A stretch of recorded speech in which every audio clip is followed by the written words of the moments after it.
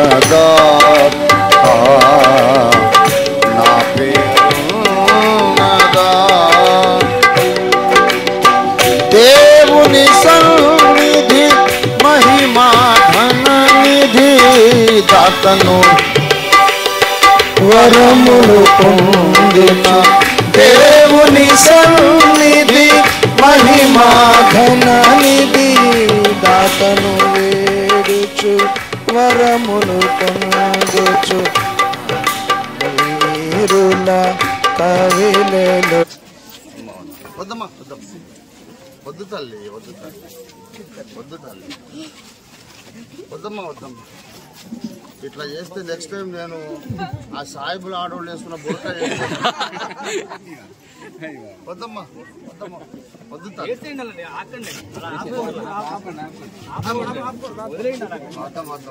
అవునమ్మా అయ్యా వద్దనా వాళ్ళని క్షమించండి, ఇలా చేస్తున్నాను వద్దన్నా అలా చేస్తున్నా అందరికీ వద్దనా చాలా మొత్తం ముద్ర అమ్మా ఇలా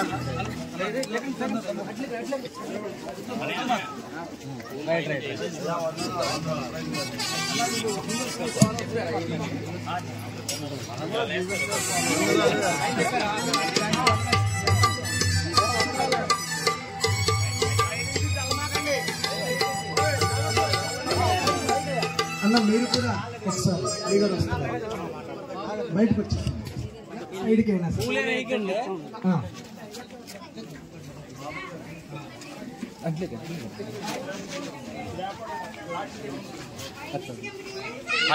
పైన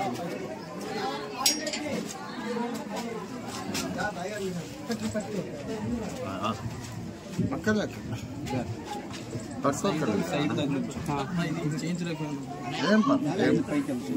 ఆగండి. దేవునికి మహిమ కలుగును గాక. ముత్తుసారయ్య గారు దయచేసి లోపల ఉన్న అందరూ కూడా బయటకు రావాలని మనం చేస్తున్నాము.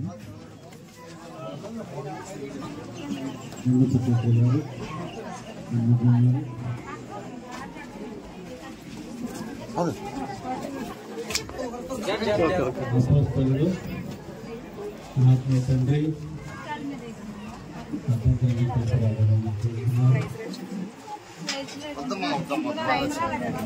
వద్దమ్మా అందరికీ వందనాలు. దేవునికి స్తోత్రం కలుగును గాక. హల్లెలూయా. దేవుని పరిశుద్ధ వాక్యంలో నుండి అపోస్తలుల కార్యాలు 2వ అధ్యాయము. దేవుడు పంపే వర్తమానం వినడానికి స్వీకరించడానికి మనం ఏకాగ్రత కలిగి ఉందాము, విందాము. అపోస్తలుల కార్యాలు 2వ అధ్యాయము 2వ వచనం. అప్పుడు వేగముగా వీచు బలమైన గాలి వంటి ఒక ధ్వని ఆకాశము నుండి అకస్మాత్తుగా వారు కూర్చుండి ఉన్న ఇల్లంతయు నిండెను. చిన్న మాట మనం ప్రార్థన చేసుకుందాం. ప్రేమ కలిగిన మా మహాపరిశుద్ధ తండ్రి, సర్వమెరిగిన సర్వశక్తిమంతుడా, సర్వజ్ఞుడా, సర్వవ్యాపకుడా, నీకు వందనాలు. ఈ సమయములో నీ యొక్క ప్రార్థనా మందిరమును, ఆలయమును మేము ప్రతిష్ఠించుకొని నీ సన్నిధిలో సమాజ కూటముగా సమావేశమై కూర్చుండి ఉంటుండగా మేము నీ నామములోనే ఇక్కడ కూడుకున్నాము గనుక నీవిచ్చిన పరిశుద్ధ వాగ్దానం ప్రకారం మా మధ్యలో మీరున్నారు, సంచరిస్తున్నారు గనుక నీకు వందనములు చెల్లిస్తున్నాం. ప్రభువా, మాకు నీ వాక్యం కావాలి. మనుష్యుడెప్పుడు రొట్టె వలన మాత్రమే జీవించడు గాని దేవుని నోట నుండి వచ్చు ప్రతి మాట వలన మనుషుడు జీవించును గనుక మేము బ్రతుకున్నట్లుగా నీ వాక్యాన్ని పంపించమని వేడుకుంటున్నాం. నీ దాసుడు వట్టివాడే తండ్రి, తనంత తాను ఏదైనా చేయగలవాడు కానీ చెప్పగలవాడు కానీ కాడు నీ దాసుడు. మీ దాసునిలో నుండి మీరే నాతో మాట్లాడండి, మా అందరితోనూ మాట్లాడండి. వాక్య సేవ జరుగుచుండగా దేవా నాకు కనిపించండి ప్రభు, అందరికీ కనబడుమని, నీ చిత్తమే బయలుపరచమని, మీ చిత్తమే మాలో జరిగించుకోమని, మీ సత్యాన్ని మాలో ప్రత్యక్షపరచమని, వినుటకు శ్రద్ధ ఏకాగ్రత, గ్రహించే జ్ఞానం, లోబడడానికి మా అందరి హృదయాల్లో సున్నతి మీరే కలిగించమని యేసునామంలో స్తుతించి ప్రార్థిస్తున్నాం తండ్రి. ప్రభునందు నాకు అత్యంత ప్రియులారా, చాలా క్లుప్తంగానే మీతో దేవుని వాక్యం పంచుకుంటాను. వేగముగా వీచు బలమైన గాలి వంటి ఒక ధ్వని వారు కూర్చుండి ఉన్న ఇల్లంతయు నిండెను. అప్పుడు ఏం జరిగిందంటే వారందరూ 4వ వచనం పరిశుద్ధాత్మతో నిండిన వారై, ఇల్లంతయు నిండెను. ప్రతి ఒక్కరు కూడా ఆత్మతో నిండిన వారైరి. ఆ ఇల్లు పరిశుద్ధాత్మతో నింపబడింది. అక్కడ ఉన్న వ్యక్తులందరూ పరిశుద్ధాత్మతో నింపబడ్డారు. పరిశుద్ధాత్మ చేత నింపబడి ఉండాలి అంటే అర్థం ఏంటంటే ఇంకా ఏ విషయానికి చోటు లేకుండా ఉండాలి. ఆత్మను కలిగి ఉండుట వేరు, ఆత్మ పూర్ణులై ఉండుట వేరు. దేవుని ఆత్మను కలిగి ఉండడంలో అంతస్తులున్నాయని బైబిల్ తేటగా చెబుతూ ఉంది. ప్రభునందు ప్రియులారా, పరిశుద్ధాత్మను కలిగి ఉండుటను గూర్చి మలాకీ గ్రంథం 2వ అధ్యాయము 15వ వచనం చూడండి. కొంచెముగానైనను చూడ ఎవరిని గూర్చి మాట్లాడుతున్నాడు? 14వ వచనములో, యవ్వన కాలమందు నీవు పెండ్లి చేసుకొని అన్యాయముగా విసర్జించిన, కొంతమందికి ఆడవాళ్ళు అంటే అసలు గౌరవం ఉండదు, లక్ష్యం ఉండదు. ఏం చేస్తుంది, ఆఫ్టర్ ఆల్ ఆడది, పెళ్లి చేసుకుంటాను, కొంతకాలం మోజు తీరిన తర్వాత వదిలేస్తాను, ఏముంది, ఆఫ్టర్ ఆల్ ఆడదేం చేస్తుంది అనే ఒక పురుషాహంకారము చాలామందికి ఉంటుంది. యవ్వన కాలం మందు నీవు పెళ్లి చేసుకొని అన్యాయముగా విసర్జించిన నీ భార్య పక్షంగా యెహోవా సాక్షి ఆయను. అది నీకు తోటిదై నీవు చేసిన నిబంధనకు పాత్రురాలు కదా, నీ పెండ్లి భార్య కదా. అద్దిగది కొంచెముగానైనను దైవాత్మ నొందిన వారిలో ఎవరు ఇలాగా చేయలేదు. ఎవరు చేయలేదట? కొంచెముగానైనా దైవాత్మ నొందినవారు. అంటే దైవాత్మను కొంచెముగా పొందడం ఉంది, కాస్త మధ్యస్థంగా పొందడం ఉంది, సమృద్ధిగా పొందడం కూడా ఉంది. కొంచెముగానైనా దైవాత్మ అన్నాడు. దయచేసి యోహాను సువార్త 3వ అధ్యాయము 34వ వచనం చూడండి. ఏలయనగా దేవుడు తాను పంపిన వానికి, దేవుడు పంపినవాడంటే నజరేయుడైన యేసు. దేవుడు తాను పంపిన వానికి పరిశుద్ధాత్మను ఎలాగిస్తాడట? కొలత లేకుండా ఇస్తాడు. అంటే మరి మిగిలిన వాళ్ళందరికీ ఎలాగ ఇస్తాడు? కొలత ప్రకారం ఇస్తాడు. యేసయ్యకేమో కొలత లేకుండా ఇచ్చాడు, మిగతా వాళ్ళకేమో కొలిసి ఇచ్చాడు. ఈ కొలతలు ఉన్నాయి కాబట్టి ఎలీషా అడిగాడు, నీకు కలిగిన ఆత్మలు 2 పాళ్ళు నాకు. అంటే ఒక పాలు 2 పాళ్ళు ఉన్నాయి, ఎన్ని పాళ్ళు ఉన్నాయో కానీ దేవుని దగ్గర అయితే కొలతలు ఉన్నాయి. ఎవరికైనా కొలిచిస్తాడు అభిషేకాన్ని, కానీ యేసయ్యకు మాత్రం కొలవకుండా ఎంత కావాలంటే అది ఇచ్చేశాడు. గనుక పరిశుద్ధాత్మను కలిగి ఉండుట వేరు, పరిశుద్ధాత్మతో నిండుగా నింపబడి ఉండుట వేరు. పరిశుద్ధాత్మను కలిగి ఉన్నవాడు తప్పు చేసే అవకాశం ఉంది. ఎందుకంటే దావీదు భక్తుడు తప్పు చేశాడు. తప్పు చేసిన తర్వాత కూడా ఏమన్నాడంటే, నీ పరిశుద్ధాత్మను నాలో నుండి తీసివేయొద్దు అన్నాడు. అంటే ఇంకా తీసేయడం అనేది జరగలేదు, ఘోరమైన తప్పు జరిగింది, కానీ పరిశుద్ధాత్మని ఇంకా దేవుడు తీసివేయలేదు. 51వ కీర్తన 11వ వచనం, నీ సన్నిధిలో నుండి నన్ను త్రోసివేయకుము,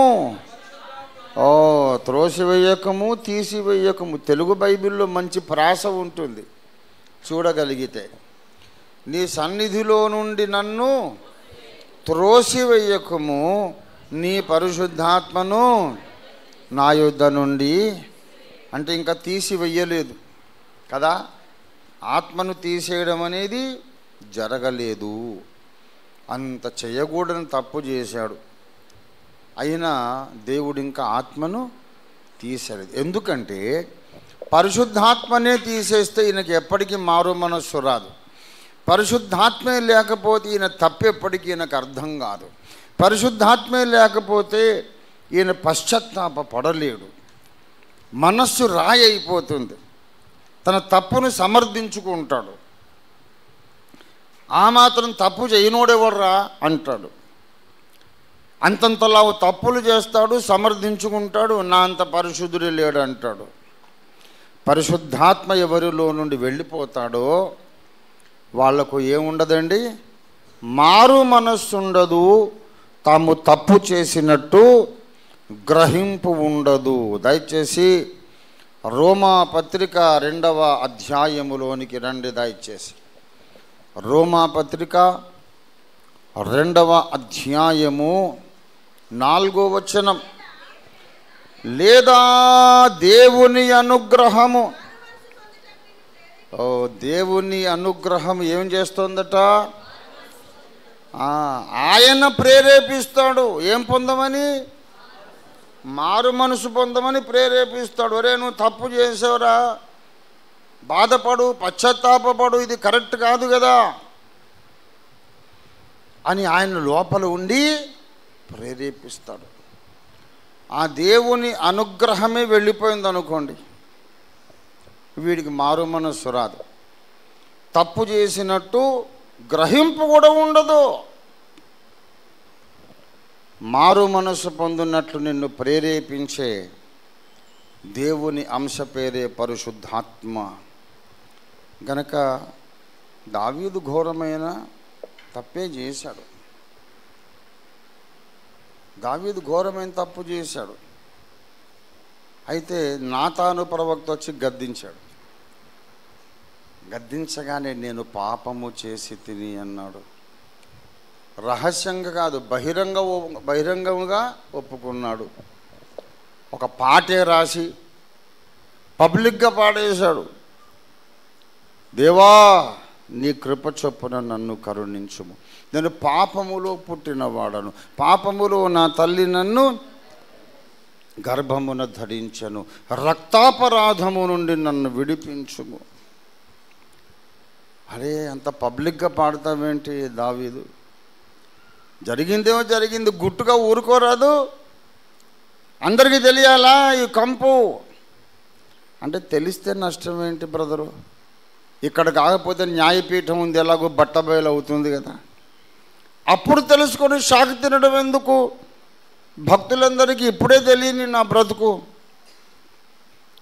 ప్రజలేమనుకుంటారో, ప్రజలు గౌరవించరేమో.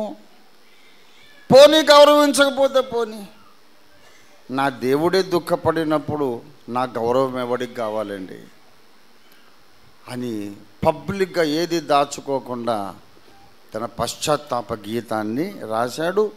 3000 సంవత్సరాల నుండి 3000 సంవత్సరాల నుండి పడిపోయిన వారెందరో మళ్ళీ లేవడానికి ఆ కీర్తన దేవుడు వాడుకున్నాడు. దేవునికి స్తోత్రం కలుగును గాక. క్రీస్తు పూర్వం 1000 ఏళ్ల నాడు ఆ పాట రాశాడు దావీదు. క్రీస్తు శకం ఇప్పుడు 2000 ఏళ్ళు. 3000 ఏళ్ళు ఎన్ని కోట్ల మందో పశ్చాత్తాపపడడానికి మళ్ళీ లేవడానికి ఆ కీర్తన ఒక సాధనమైంది. ఇంత గొప్ప కార్యం ఎలా జరిగింది? ఈ కీర్తన బైబిల్లోకి ఎలాగొచ్చింది? బైబిల్లో ఏ మాట అయినా రాయబడిందంటే ఎలా రాయబడిందని చెబుతాడు పేతురు.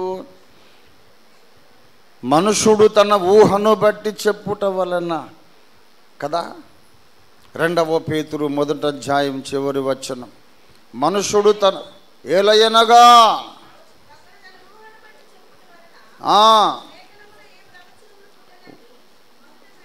ప్రవచనము ఎప్పుడును మనుషుని ఇచ్చను బట్టి కలుగలేదు గాని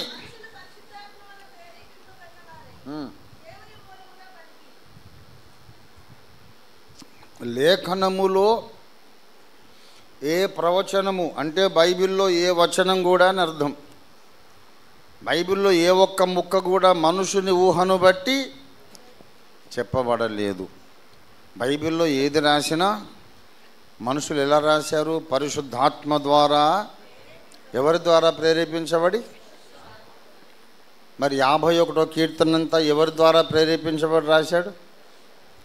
పరిశుద్ధాత్మ ద్వారా. ఎప్పుడు ప్రేరేపించబడ్డాడు? అంత ఘోరమైన పొరపాటు జరిగిన తర్వాత పరిశుద్ధాత్మ దేవుడు ప్రేరేపించి రాయించాడు గనక అది లేఖనమైంది, దేవుని వాక్యమైంది, బైబిల్ గ్రంథంలోకి వచ్చింది గనక ఆ తప్పు జరిగిన తర్వాత పశ్చాత్తాపపడడానికి కారణం ఏంటంటే పరిశుద్ధాత్మ దేవుడు కార్యం చేశాడు గనక ఆత్మను కలిగిన వాడు తప్పు చేసే అవకాశం ఉంది, కానీ ఆత్మ పూర్ణుడు తప్పు చేసే అవకాశం లేదు. అందుకే ఎఫెసీ పత్రిక 5వ అధ్యాయము 18వ వచనము చూడండి. మరియు మద్యముతో మత్తులై ఉండకుడి, దానిలో ఏమి గలదు? దుర్వ్యాపారము గలదు. ఆత్మతో నింపబడి ఉండాలి. ఆత్మపూర్ణుడు వేరు, ఆత్మను కలిగినవాడు వేరు. ఆత్మ అభిషేకం వేరు, ఆత్మ వశుడయ్యేది వేరు.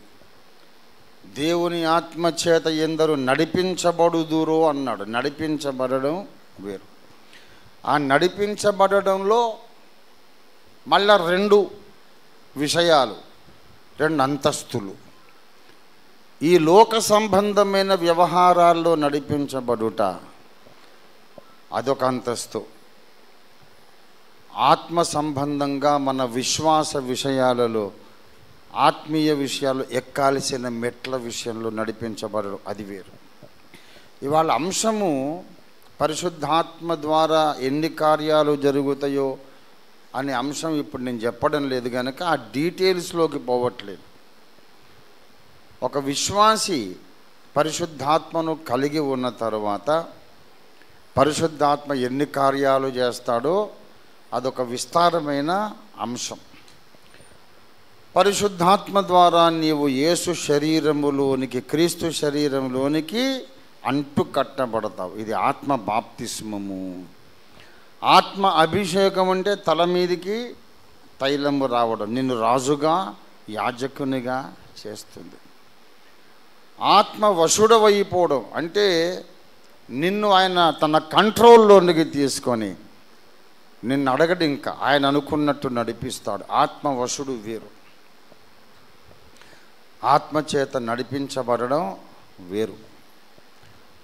వీటన్నిటికంటే కూడా టాప్ పొజిషన్ ఏమిటంటే ఆత్మపూర్ణుడై ఉండుట. ఆత్మపూర్ణుడు అంటే ఇక వాడి లోపల వేరే వస్తువులకు, విషయాలకు చోటు ఉండదు. మొన్ననే యథార్థవాదిలో ఎవరో ప్రశ్న అడిగితే నేను చెప్పాను, ఇప్పుడు మళ్ళీ చెప్తాను. ఎందుకంటే అందరూ ఆ ప్రోగ్రాం ఫాలో అయ్యేవాళ్ళు కాదుగా, కాబట్టి మళ్ళీ చెప్తా.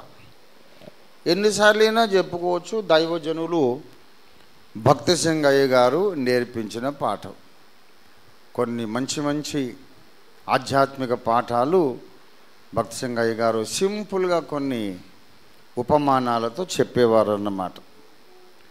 భక్తి సింగయ్య గారు చెప్పగా మళ్ళీ ఆయన శిష్యులు నాకు చెప్పారు. ఆత్మపూర్ణుడు అంటే ఏమిటో అయ్యగారు ఇలా వర్ణించాడు. ఎలాగంటే, ఒక ఇంట్లో ఒక సహోదరుడు కొత్తగా ఇల్లు కొనుక్కున్నాడు, ఇల్లంతా కట్టుకున్నాడు, ప్రతిష్ఠ అయిపోయింది. మా ఇంట్లో ప్రతి గురువారమో బుధవారమో వీక్లీ ప్రార్థన కూటం, బైబిల్ స్టడీ జరగాలి అని నిర్ణయించుకున్నాడు. దైవజనులకు చెప్పాడు, మిత్రులందరినీ పిలిచాడు. 4-5 వచ్చారు. ఆయనకు తెలిసిన స్నేహితుడు ఒకరిని రమ్మన్నాడు, మా ఇంటికి రండి, ఎవ్రీ వెనస్డే ఎవ్రీ బుధవారం బైబిల్ స్టడీ జరుగుతుందంటే ఆయన చెప్పాడు, వస్తాలేండి, నాకు వేరే పని ఉంది, వస్తాలేండి అన్నాడు. తర్వాత రోడ్డు మీద ఎదురయ్యాడు ఆయన. ఏమండి ఎలా జరిగింది మీ ఇంట్లో మీటింగు అంటే, అద్భుతంగా జరిగిందండి, మా ఇల్లంతా నిండిపోయింది, 5 వచ్చారండి అన్నాడట. ఇల్లంతా నిండిపోయిందట, ఎంతమంది వచ్చారు? ఆహా, అలాగా, చాలా సంతోషం అన్నాడు ఆయన. అన్న తర్వాత ఇంకో 2-3 వారాలు అయ్యాక మళ్ళీ రోడ్డు మీద ఎదురయ్యాడు. ఎలా జరిగిందండి మీటింగ్ అంటే, చాలా బాగా జరిగిందండి, 10 మంది వచ్చారు, ఇల్లంతా నిండిపోయిందండి అన్నాడు. ఆయనకు డౌట్ వచ్చింది, పోయినసారి 5 వస్తే ఇల్లు నిండిపోయింది, మరి ఇప్పుడు 10 మంది వచ్చారు, ఇల్లు నిండిపోయింది అంటాడు, ఏమిటి వీడు మాయ చేస్తున్నాడా ఏంటి? సరే అనుకున్నాడు. ఇంకో 1 రోజులు అయ్యాక, ఎలా జరుగుతుందండి మీ ఇంట్లో బైబిల్ స్టడీ అంటే, చాలా బాగా జరుగుతుందండి, ఇల్లంతా నిండిపోయిందండి, 25 మంది వచ్చారండి బైబిల్ స్టడీకి అన్నారు. ఆయనకు చాలా ఆశ్చర్యం వేసింది. ఇంకో 1 రోజులు గడిచిపోయాక అడిగాడు, ఎలా జరిగింది మీ ఇంట్లో మీటింగ్ అంటే, అద్భుతంగా జరిగిందండి, దేవుడు ఆశీర్వదించాడు, దేవుడు మాట్లాడాడు, ఇల్లంతా నిండిపోయిందండి, 50 మంది వచ్చారన్నాడు. ఇక ఆయన తట్టుకోలేకపోయాడు ఆశ్చర్యాన్ని. ఏంటండి మీ ఇల్లు ఇటుకలతో కట్టారా, రబ్బర్తో కట్టారు మీరు? ఇల్లు సాగుతున్నట్టుంది ఏంటండి? ముందేమో 5 వస్తే ఇల్లు నిండిపోయింది, తర్వాత 10 మంది వస్తే నిండిపోయింది, 25 మంది వస్తే నిండిపోయింది, 50 మంది వస్తే నిండిపోయి, ఇల్లు రబ్బర్తో కట్టారు ఏమిటండి, సాగుతూ ఉంది మీ ఇల్లు అంటే, ఆయన అన్నాడు, అలా కాదండి బాబు,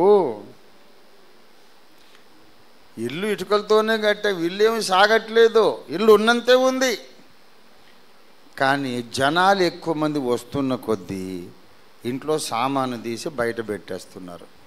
అది అసలు విషయం. ముందు ఫ్రంట్ రూమ్లో మొదటి గదిలో ముందు గదిలో ఉన్నటువంటి ఆ సోఫా సెట్ తీసి బయట పెట్టేశారు. సోఫాలు కూడా ఉన్నప్పుడు 5 కూర్చున్నారు, నిండిపోయింది. నెక్స్ట్ వీక్ ఏం చేశారంటే, సోఫా సెట్ బయట పెట్టేస్తే 10 మందితో నిండిపోయింది. ఇంకా చాలామంది వచ్చారు. ఆ పక్క రూమ్లో ఉండే మంచాలు తీసి బయట పెట్టేశారు, ఈ పక్క రూమ్లో ఉండే మంచాలు తీసి బయట పెట్టేశారు. ఆఖరికి ఒక బీరువా కానీ మంచాలు కానీ ఏమీ లేకుండా అన్ని రోడ్డు మీద పెట్టేసేసరికి ఇంట్లో 50 మంది కూర్చున్నారట. మన ఇల్లు కూడా చాలా సామాన్లతో నిండి ఉంటుంది. అహంభావము, అసూయ, మన సొంత అభిప్రాయాలు, ఆలోచనలు, శరీర కార్యాలు, రకరకాల చెత్త చెదారమంతా నిండిపోయి ఉంటుంది మన హృదయంలో. మన హృదయంలోని చెత్తంతా ఎంత ఖాళీ చేసుకుంటామో అంతగా పరిశుద్ధాత్మ మనల్ని నింపగలుగుతాడు. దేవునికి స్తోత్రం కలుగునుగాక. మనందరము ఏమై ఉండాలి అంటే, పరిశుద్ధాత్మతో నింపబడి ఉండాలి. దేవునికి స్తోత్రం కలుగునుగాక. ఎఫెసీ పత్రిక 5:18 ఏం చెప్పాడు? మద్యముతో మత్తులై ఉండకూడి కానీ ఆత్మపూర్ణులై ఉండాలి. దేవునికి స్తోత్రం కలుగునుగాక. హల్లెలూయా. మనందరిలో పరిశుద్ధాత్మ ఉన్నాడండి. నేను పెంతెకోస్తోండి, ఐపీసీ. నేను చెబుతున్నాను, పరిశుద్ధాత్మ లేకుండా ఏ క్రైస్తవ సంఘం ఉండదు. అందరిలో పరిశుద్ధాత్మ ఉంటాడు. ఎందుకంటే నాకు బైబిలే ఆధారము. దయచేసి 1 కొరింథీ పత్రిక 12వ అధ్యాయం 3వ వచనం చూడండి దయచేసి. 1 కొరింథీ 12:3.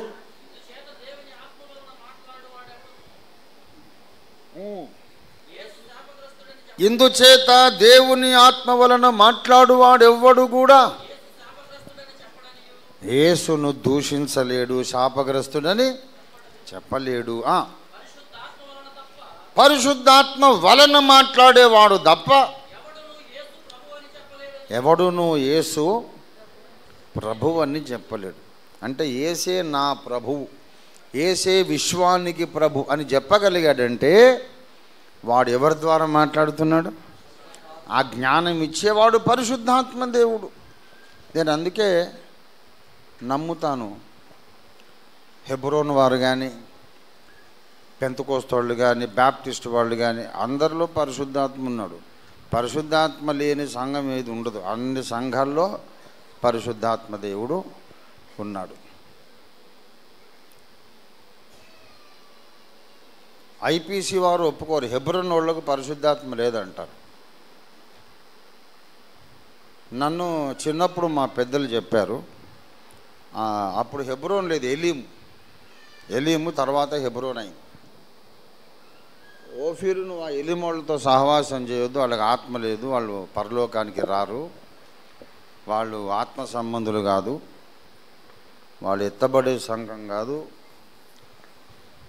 అసలు వాళ్ళు దేవుని సంబంధులే కాదు అని. ఎందుకంటే నాకు 10 సంవత్సరాల వయసులోనే దేవుడు పరిశుద్ధాత్మాభిషేకం ఇచ్చాడు.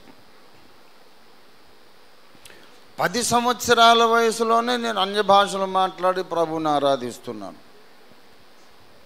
మా కాలనీలో వరంగల్లో ఆజంజాహీ మిల్స్ కాలనీ, ఇక్కడ ఐపీసీ సంఘం, ఈ పక్కన బ్యాప్టిస్టు, ఆ ప్రక్కన ఎలీము. అందరి ఇళ్ళకు వెళ్ళేవాడిని. మా సంఘ పెద్దలు చెప్పారు, ఓఫీర్ బాబును ఆ ఎలిమోళ్ళతో సహవాసం చేయదు, హెబ్రోన్ వాళ్ళు ఎవరు పరలోకానికి రారు, ఎందుకంటే వాళ్ళు అన్య భాషలు మాట్లాడరు, వాళ్లకు పరిశుద్ధాత్మ లేదు, ఆత్మ లేనివాడు ఆయన వాడు కాడు అని చెప్పి. మరి నేను అజ్ఞానిని, నాకు అన్ని అనుమానాలు ఉంటాయి. చాలా జ్ఞానం కలిగిన వాళ్ళైతే అది ఖాళీ అయింది మళ్ళీ నింపవచ్చు. జ్ఞానం కలిగిన వాళ్ళైతే పెద్దలు చెప్పిన మాటలు విని ఊరుకుంటారేమో. మరి నేను తెలివి తక్కువని కదా, నాకు అన్ని డౌట్లే. నేను అడిగాను, మంచిది అయ్యగారు, మరి హెబ్రోన్ వాళ్ళకు పరిశుద్ధాత్మ లేదు కదా, మరి నేను పరిశుద్ధాత్మ పొందినప్పుడు, మీరు పరిశుద్ధాత్మ పొందినప్పుడు ఏ పాట పాడుకున్నారో, ఏ పాట పాడి డ్రమ్ము కొట్టుకొని పరిశుద్ధాత్మ పొందారో చెప్పగలరా అంటే, అవును కొన్ని ఉన్నాయి కదా, మన ఐపీసీ పాటల పుస్తకంలో ఉన్నాయి. యెహోవా నా బలమా, యథార్థమైనది నీ మార్గం, దేవునికి స్తోత్రము గానము చేయుట. మనం ఎంట్రన్స్లో పాడుకున్నాం కదా, దేవుని స్తుతించుడి, అది కూడా. ఇవన్నీ పాడుకొని డ్రమ్ము కొట్టి కంజలు కొట్టి మనం అవన్నీ ఐపీసీలో ఉన్నాయి పాటలు. నేను అడిగా, అంకులు మరి ఇవన్నీ హెబ్రోను రాసిన పాటలు కదా, హెబ్రోను వాళ్ళు ఆత్మ లేనోళ్ళు అయితే, ఆత్మ లేనోళ్ళు రాసిన పాటలు పాడుకొని మనం ఎట్లా పరిశుద్ధాత్మ పొందాము అంటే, ఇవి వాళ్ళు రాసినాయా, మేము నమ్మలేమంటే, వాళ్ళే రాశారండి బాబు, సియోని గీతాల్లో నుంచి తెచ్చి మీరు వేసుకున్నారు. పరిశుద్ధాత్మ లేని వాళ్ళు రాసిన పాటలతో మీకు పరిశుద్ధాత్మ ఎలాగ వచ్చింది అనేసరికి ఆశ్చర్యపోయారు. ఈ మాట విని హెబ్రోను పెద్దలు నన్ను పిలిచారు, ఆ ఎలీము పెద్దలు. ఓఫీర్ బాబు, ఐపీసీ వాళ్ళ నోరు బాగా మూయించావు నువ్వు. మాకు పరిశుద్ధాత్మ లేదని అవమానిస్తున్నారు, పరిశుద్ధాత్మతోనే మేము పాటలు రాసామని నువ్వు మాట్లాడేవట. వచ్చే ఆదివారం నుండి నువ్వు పెంతెకోస్తు గుడికి పోవద్దు, మా చర్చికే రమ్మన్నారు. ఎందుకండి, ఎందుకు వెళ్ళకూడదు పెంతెకోస్తు గుడికి అన్నాను. వాళ్ళందరూ పరిశుద్ధాత్మ పొందమని చెబుతారు, అది సరైన బోధ కాదు. రక్షణ పొందినప్పుడే పరిశుద్ధాత్మ వచ్చేసారు, మళ్ళీ పొందడం ఏంటి అన్నాడు. అవునా, మరి మీ సియోను పాటల పుస్తకంలో ఒక పాట ఉందిగా, పరిశుద్ధ అగ్నిని పంపు దేవా, నన్ను నీ ఆత్మతో నింపు దేవా అని సియోను గీతాల్లో ఉంది కదా అని తీసి చూపించా. మన ఆత్మను పొందొద్దు అంటున్నారు కదా, పొందవని పాట ఎందుకు రాసుకున్నారండి అని అడిగా. ఓహో, ఈ పాట మా బుక్లో ఉందా, మాకు తెలియదే అంటున్నాడు. హెబ్రోనోళ్ళ పాటలు ఐపీసీ బుక్లో ఉన్నాయని వాళ్ళకి తెలీదు, ఐపీసీ వాళ్ళ పాట హెబ్రోన్ బుక్లో ఉందని వీళ్ళకి తెలియదు. హెబ్రోన్ వాళ్ళకి పరిశుద్ధాత్మ ఉంది, ఐపీసీకి కూడా పరిశుద్ధాత్మ ఉంది, బ్యాప్టిస్ట్ వాళ్ళకి కూడా ఉంది. యేసే నా ప్రభు అని చెప్పే ప్రతి ఒక్కడిలో పరిశుద్ధాత్మ ఉన్నాడు. ఆత్మ మనలో ఉన్నంత మాత్రాన చాలదు, మనము ఆత్మతో నింపబడి ఉండాలి, ఆత్మ పూర్ణులమై ఉండాలి. దేవునికి స్తోత్రం కలుగునుగా. ఇంత వాదించి నిరూపించాక పెంతెకోస్తోళ్లను వెలివేయొద్దు, పరిశుద్ధాత్మ అవసరమే మనకని చెప్పినందుకు ఎలీమోళ్లకు నేనంటే ఇష్టం లేదు. ఎలీమోళ్లకు పరిశుద్ధాత్మ ఉందని చెప్పినందుకు పెంతెకోస్తోళ్లకు నేనంటే ఇష్టం లేదు. ఇప్పుడు ఎవరికి నేనంటే ఇష్టం లేదు. అందరూ దేవుని బిడ్డలే అని చెప్పినందుకు అన్ని వర్గాలు ద్వేషిస్తున్నారు. ఇప్పుడు నన్ను ఎవరైనా ప్రేమించాలంటే ఏం చేయాలంటే, ఒక్క వర్గం ఏదో సరైందని చెప్పి మిగతా వర్గాలను ద్వేషించాలి, అప్పుడు నన్ను మంచోడు అంటారు. ఒక వర్గమైన మంచోళ్ళు అంటారు. ఐపీసీఏ కరెక్ట్ అండి, మిగతావన్నీ వేస్ట్ అంటే వాళ్ళు ప్రేమిస్తారు. హెబ్రోనే కరెక్ట్ అండి అంటే వీళ్ళు ప్రేమిస్తారు, మిగతా వాళ్ళు ద్వేషిస్తారు. కానీ దేవదాస్ అయ్య గారి లాగా ఏ వ్యక్తిని కానీ, ఏ డినామినేషన్ను కానీ, ఏ మతమును కానీ దూషించరాదు అని చెప్తే ఇప్పుడు అన్ని మతాలు, అన్ని డినామినేషన్లు నన్ను ద్వేషిస్తున్నారు. ఎందుకంటే అందరూ మంచోళ్ళు లేరు అన్నందుకు అందరూ ద్వేషిస్తున్నారు. ఎంత విడ్డూరమో చూడండి. సరే, ఎవరు ద్వేషించినా ఎవరు ప్రేమించినా బైబిలు గ్రంథమే మనకు ప్రమాణం. బైబిల్ గ్రంథం నడిపిన ప్రకారమే మనం నడవాలి. దేవునికి స్తోత్రం కలుగును గాక. ప్రియులారా, అన్ని సంఘాలలో పరిశుద్ధాత్మ దేవుడు ఉన్నాడు. అయితే మలాకి ఏం చెప్పాడు, కొంచెముగానైనా అనలేదు. అంటే కొంచెంగా పరిశుద్ధాత్మ ఉండడం ఉంది, ఎక్కువ ఉండడం ఉంది, కొలత లేకుండా ఉండడం ఉంది, పరిశుద్ధాత్మతో నింపబడి ఉండడం కూడా ఉంది. దేవునికి స్తోత్రం కలుగునుగాక. దయచేసి 2వ దినవృత్తాంతముల గ్రంథం 6:14 చూడండి. ఆత్మ పూర్ణత అంటే ఏమిటో చెబుతాడు. యెహోవా 5:14 అప్పుడొక మేఘము యెహోవా మందిరము నిండెను. యెహోవా తేజస్సుతో దేవుని మందిరము నిండుకొనగా సేవ చేయుటకు యాజకులు ఆ మేఘమున్న చోట నిలువలేకపోయిరి. దేవునికి స్తోత్రం కలుగునుగాక. మందిరము నిండా మేఘము నిండింది. మేఘం అంటే పరిశుద్ధాత్మ మేఘం. నిండుగా నిండిపోయినప్పుడు యాజకులే అక్కడ నిలవలేక బయటికి పరిగెత్తారు. యాజకులు సేవ చేయుటకు పరిశుద్ధ స్థలములో నిలవలేకపోయిరి. దేవునికి స్తోత్రం. నిర్గమకాండం 40వ అధ్యాయం 35వ వచనం చూడండి.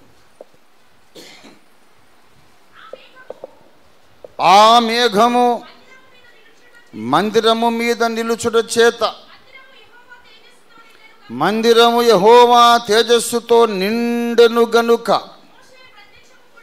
మోషే ప్రత్యక్ష గుడారము లోనికి వెళ్ళలేకుండెను. అక్కడేమో సొలొమోను మందిరం కట్టించినప్పుడు లేవీయులు యాజకులు లోపలికి వెళ్ళలేకపోయారు.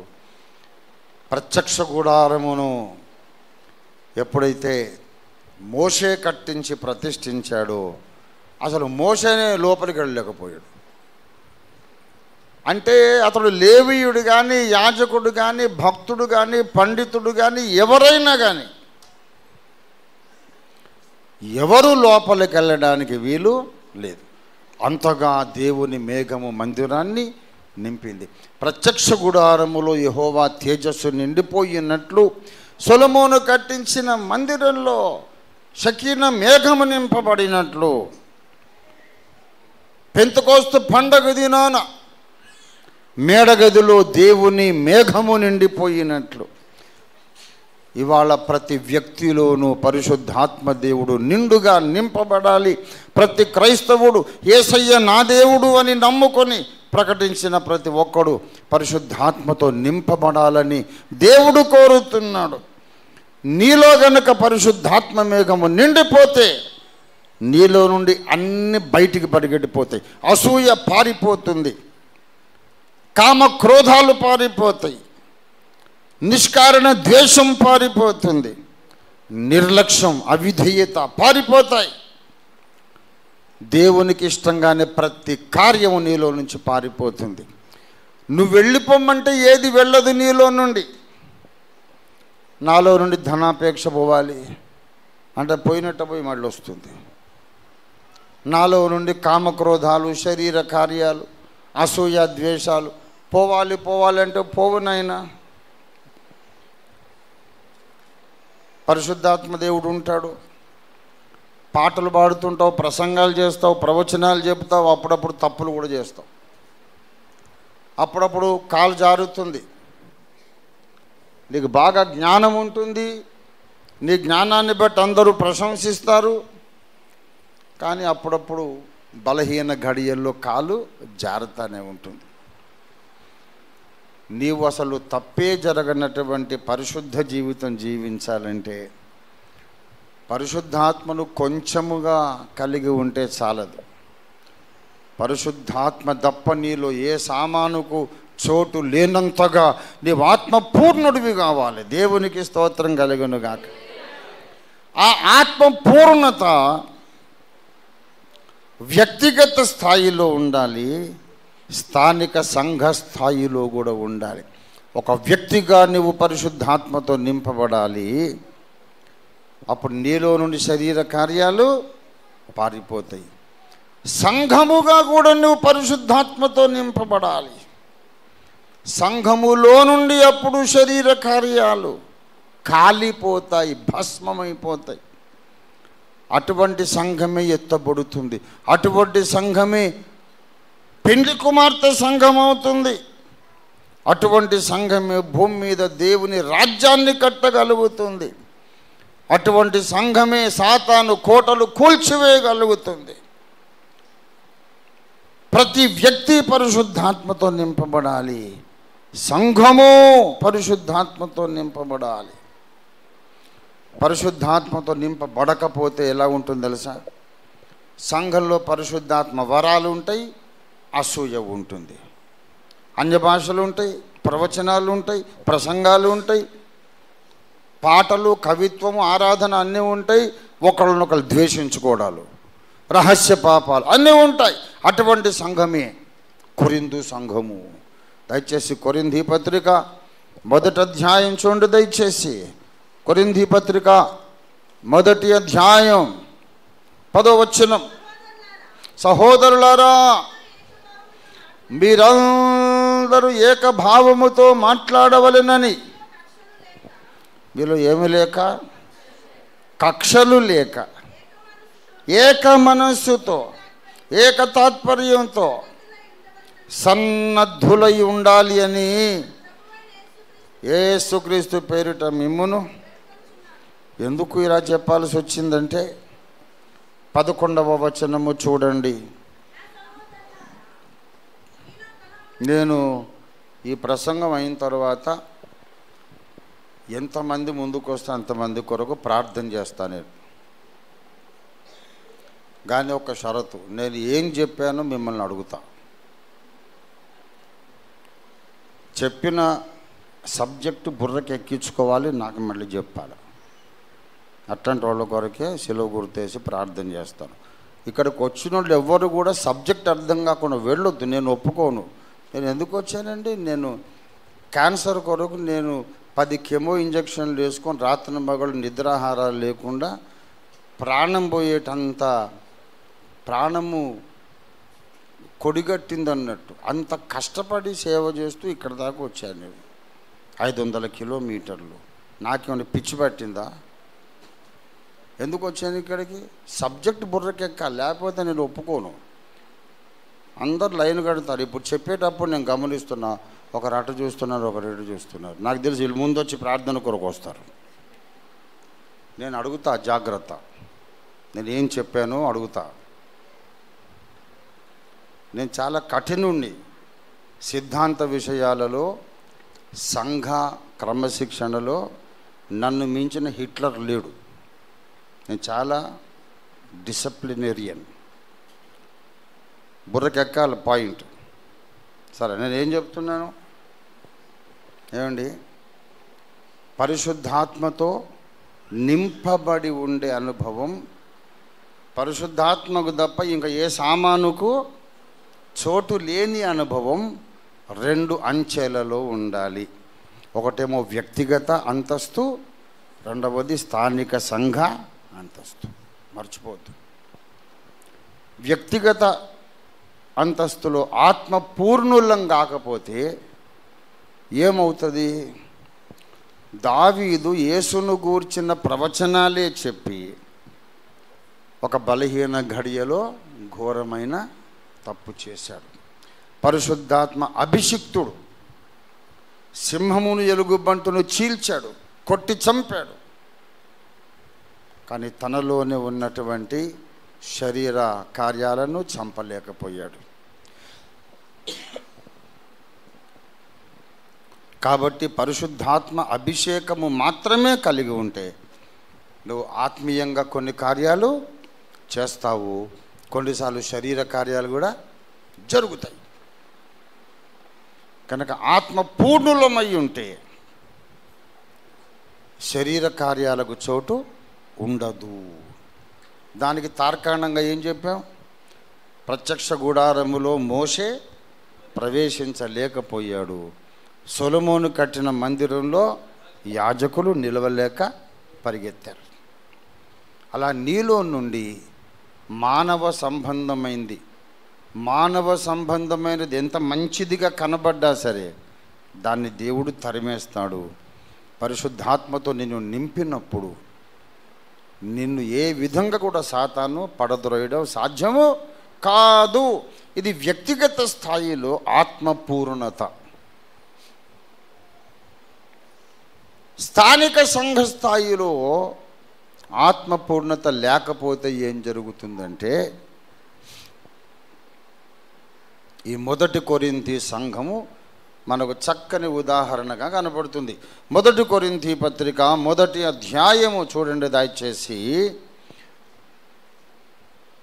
5, 6, 7 వచనాలు చదవండి. క్రీస్తును గూర్చిన సాక్ష్యం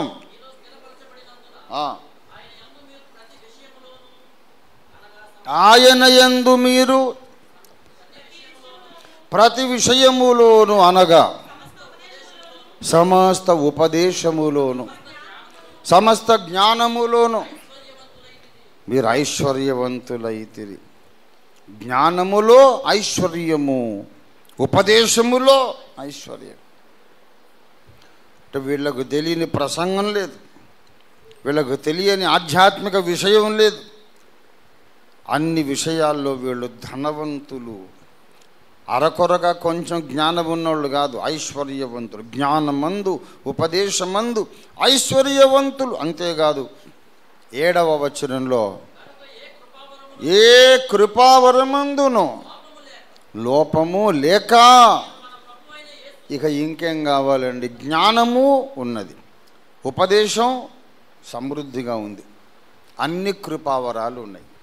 వీళ్ళకు లేని వరము లేదు. 9 కృపావరాలు ఉన్నాయి. ఈ రోజుల్లో కొన్ని సంఘాలు మాకు పరిశుద్ధాత్మ ఉన్నాడని చెబుతారు. ఒక అన్యభాష వరం ఒకటే ఉంటుంది.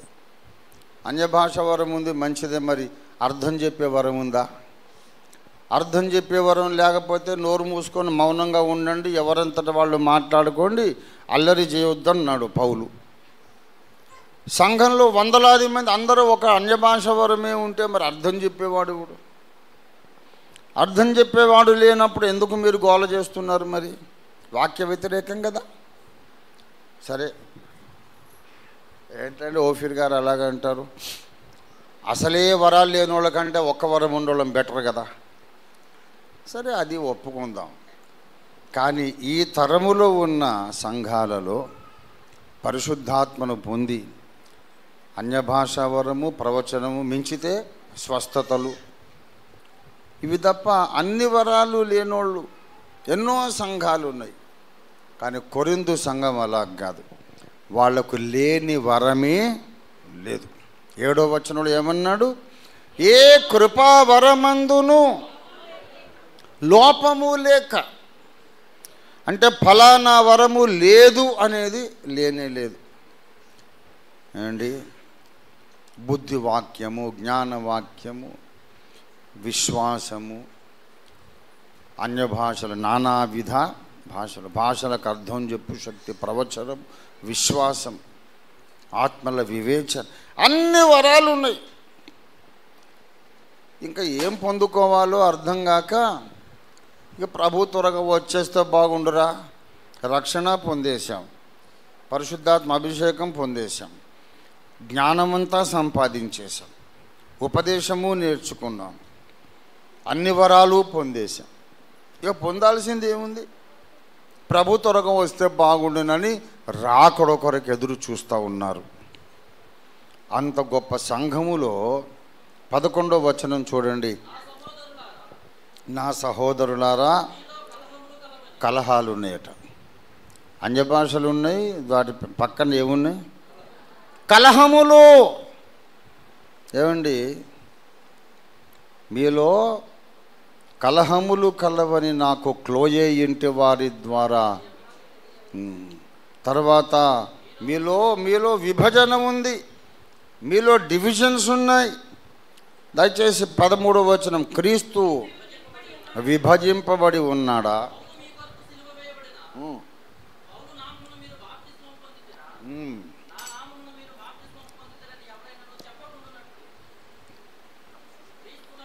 ఎన్ని లక్షణాలు చూడండి. ఏమండి, మీలో కక్షలు ఉన్నవి. 10వ వచనంలో మీలో కక్షలు లేకుండా ఉండాలి అంటే ఇప్పుడు ఏమున్నాయి అన్నమాట? కక్షలు ఉన్నాయి. ఏక మనస్సుతో మీరు ఉండాలి అంటే ఇప్పుడు ఏక మనస్సు, ఎవడి మనసు వాడికే ఉంది. ఏక తాత్పర్యము అనేది లేదు. మీలో కలహములు ఉన్నవి. డినామినేషన్లు ముఠాలు కట్టారు.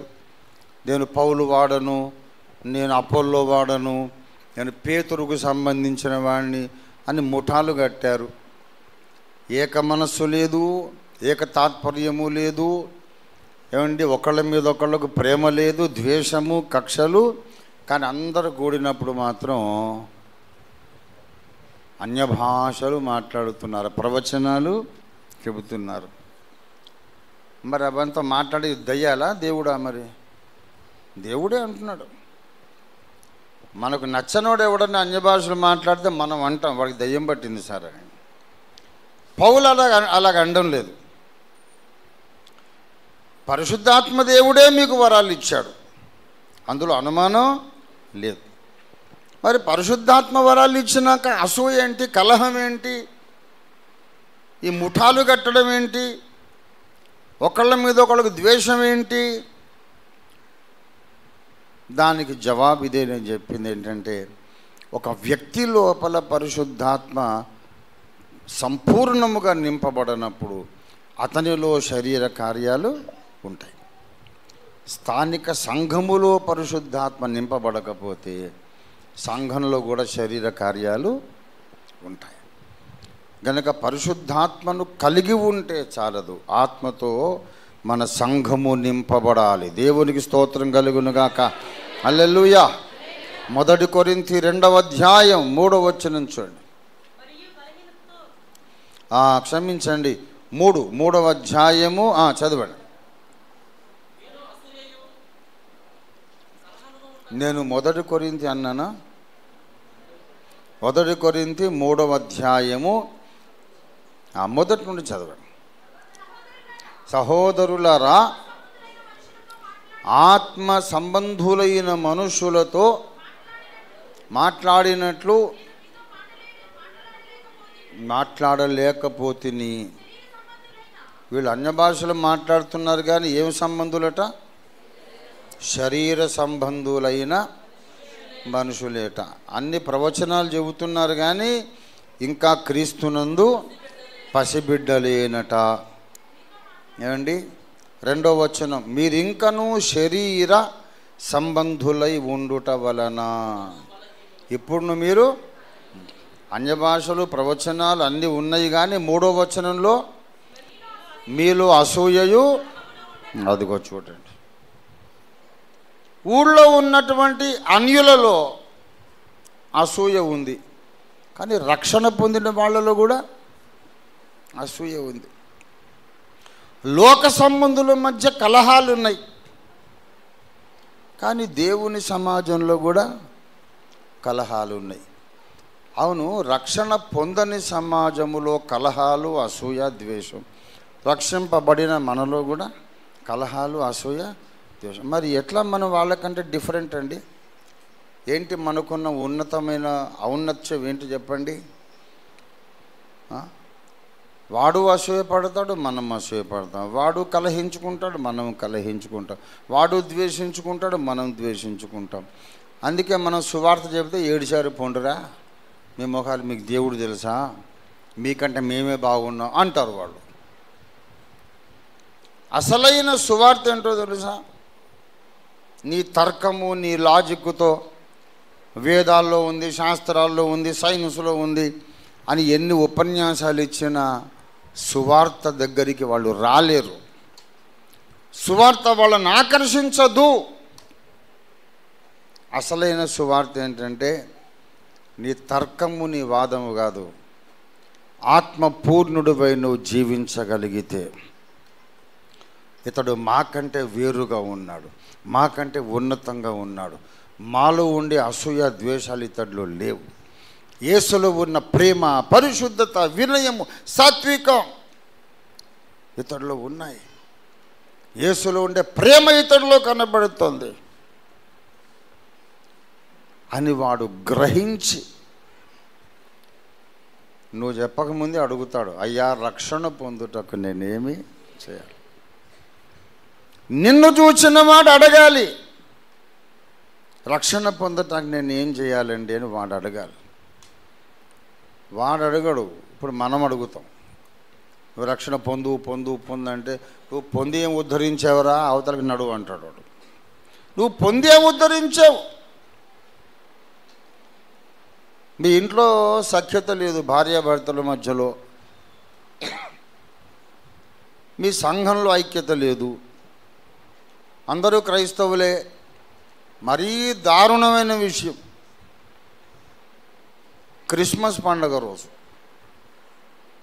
క్రైస్తవులందరూ రోడ్డు మీదకి వస్తారు, ఎవరి చర్చికి వాళ్ళు వెళ్తారు. కానీ ఎదురుగుండా బైబిల్ పట్టుకొని వస్తున్నవాడు కొత్త బట్టలు వేసుకొని, చేతిలో బైబిల్ ఉంది, కొత్త బట్టలు, ఆ మొహం తెలుస్తుంది క్రైస్తవుడని, వీడు క్రైస్తవుడే. Brother praise the lord, happy Christmas అని చెప్పడు. అమ్మో ఎవడో వస్తున్నాడు, వాడు ఏ సంఘమో ఏం సిద్ధాంతం ఏమో అని ఏదో మెడ పట్టేసినోడులాగా వాడు దాటిపోయిన దాకా మెడ ఇలా పెట్టుకుని వెళ్తుంటాడు. వెళ్ళడు, ఇటు చూడడు. అదే ముస్లిం సోదరుల పండగ ఉందనుకోండి, రంజాన్, అతనెవరో ఇతనికి తెలియదు, ఇతనెవరో అతనికి తెలియదు. కానీ ఆ లాల్చి, ఆ పైజామా, ఈ గడ్డము, ఇవన్నీ కొంచెం కొన్ని లక్షణాలు ఉంటాయి కదా. అతడు ఎవరో తెలియదు, ఎదురు రాగానే వెళ్ళి మీద పడి కౌగలించుకొని ఈద్ ముబారక్, ఈద్ ముబారక్ అని చెప్తాడు. అంటే పండగ శుభాకాంక్షలు, రంజాన్ శుభాకాంక్షలు.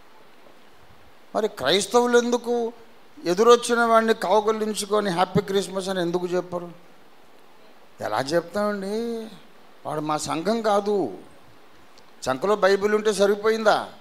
వాడు ఏం సిద్ధాంతం ఏం పాడో, వాడికి అన్య భాషలు వచ్చో రావో తెలీదు, వాళ్ళ ఆడోళ్ళు గాజులు తీసేసారో లేదో తెలీదు. ఏమండి, ఇంతకు వాడు చిలకరింపో ముంచడమో మనకు బాప్తిసం ఏం తీసుకున్నాడో తెలీదు. గనక చంకలో బైబిల్ పెట్టుకోగానే మనం ప్రైజ్ ది లార్డ్ చెప్పకూడదు.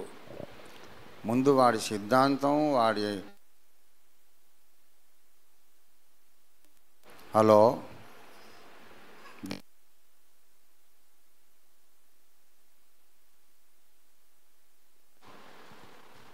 హలో రైట్,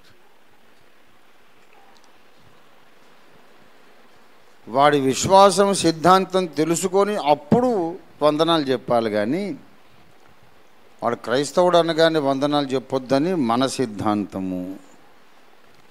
వాళ్ళేమంటారంటే, మేము మాకు 33 కోట్ల దేవతలు ఉన్నా సరే మేము ఒకడు కూడా నమస్కారం చెప్పుకుంటాం. మీకు ఒకడే దేవుడు ఉన్నాడు కానీ కనీసం వందనాలు చెప్పుకునే సంస్కారం లేదు. మనం సువార్త చెప్తాం. నిజమైన దేవుడు యేసయ్య అంటే, నిజమైన దేవుడిని నమ్మి నువ్వే ఉద్ధరించావు బాబు, మీరే కలిసి ఉండలేరు. ఇవాళ దేశము రక్షణ పొందాలంటే క్రైస్తవ సమాజం సమైక్యంగా ఉండాల్సిన అవసరం ఉన్నది. మనం కలిసి ఉండాలి. స్థానిక సంఘం ఐక్యంగా ఉండాలి. అన్ని డినామినేషన్లు కలిసి ఉండాలి. అంటే అస్సలు ఎవరికి బుర్రకెక్కట్లేదు ఈ మాట. మన మూలవాక్యం ఏంటి మర్చిపోయారా? ఏంటి, ఏ గ్రంథం, ఏ అధ్యాయం? పర్వాలేదు, వెరీ గుడ్. అపోస్తలుల కార్యాలు.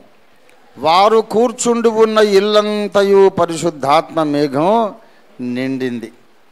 ఎందుకు పరిశుద్ధాత్మ వారు కూర్చున్న ఇంట్లో నింపబడిందంటే, దయచేసి 2వ అధ్యాయం 1వ వచనం. పెంతెకోస్తు పండగ దినము వచ్చినప్పుడు అందరూ ఒకచోట కూడి ఉండిరి. ఏమండి, అందరూ ఒక చోట కూడి ఉండిరి. ఒక చోటనే కూడి ఉండడమే కాదు, ఒక మనస్సుతో కూడుకున్నారు. 1వ అధ్యాయం 14వ వచనం చూడండి. వీరందరూను, కొందరు స్త్రీలును, యేసు తల్లి అయిన మరియ, ఆయన సహోదరులను ఏక మనస్సుతో అందరూ ఒకచోట కూడుకున్నారు, ఏక మనస్సుతో కూడుకున్నారు. పరిశుద్ధాత్మ దేవుడు దిగొచ్చాడు. ఇప్పుడు స్థానిక సంఘంలో కూడా పరిశుద్ధాత్మ దిగి రావాలంటే మనం ఒకచోట కూడుకోవాలి. తర్వాత ఒకచోట ఉంటే చాలదు, ఏక మనస్సు కూడా ఉండాలి. ఇప్పుడు ఒకచోట అనే దాని మీదనే మనస్సు పెట్టాం, కానీ ఒక మనస్సు అనే దాని మీద మనస్సు పెట్టలేదు. దుష్టుడు చెడగొట్టేశాడు ఐక్యతను. నా మీద నీకు సాడీలు చెప్పి, నీ మీద నాకు సాడీలు చెప్పి అందరం కూడుకుంటాం.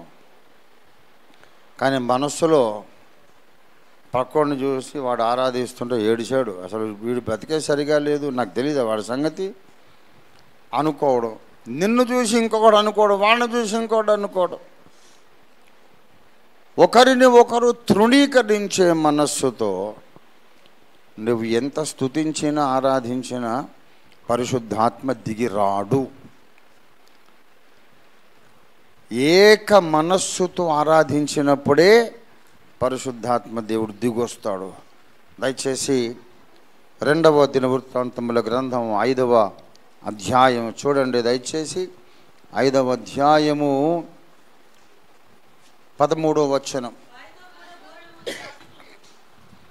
వారితో కూడా బూరలు ఊదు యాజకులు 120 మంది నిలిచిరి. బూరలు ఊదువారు పాఠకులు ఏకస్వరముతో,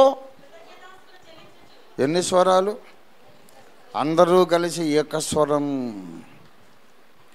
ఎవడు ఇష్టం వచ్చిన శృతులు వాడు పాడడం కాదు, అందరూ కలిసి ఒక్క స్వరముతో. పెంతకోస్తున్నాడు మేడగదిలో అందరూ కలిసి ఏక మనస్సు, ఏకస్వరము, ఏకతాత్పర్యం ఉన్నప్పుడు పరిశుద్ధాత్మ దేవుడు ఆకర్షించబడి దిగొచ్చాడు. ఏ శరీర కార్యానికి చోటు లేకుండా అన్ని పారిపోయినాయి. దేవునికి స్తోత్రం కలుగునుగాక. పరిశుద్ధాత్మ కార్యం జరగాలంటే ఏం చేయాలి చెప్పండి? ఏక మనస్సు ఉండాలి. ఒకరినొకరు తృణీకరించుకోకూడదు. మనము మనస్సు కలిసి ఉండాలి. దేవునికి స్తోత్రం కలుగునుగాక. రోమాపత్రిక 12వ అధ్యాయం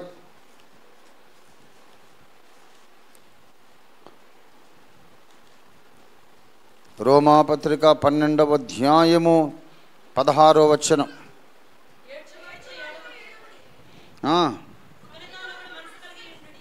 ఏడ్చువారితో ఏడవండి, ఒకరితోనొకరు మనస్సు కలిసి. ఒకరితోనొకరు ఎలా ఉండాలట? మనస్సు కలిగి. ఒకరితోనొకరు ఎలా ఉండాలి? మనస్సు కలిసి ఉండాలి. ఫిలిప్పీ పత్రిక 4వ అధ్యాయం, ఫిలిప్పీ పత్రిక 4వ అధ్యాయం 2వ వచనం. ప్రభువునందు ఎన్ని మనసులు? ఏక మనస్సు కలిగి ఉండమని. చదవండి.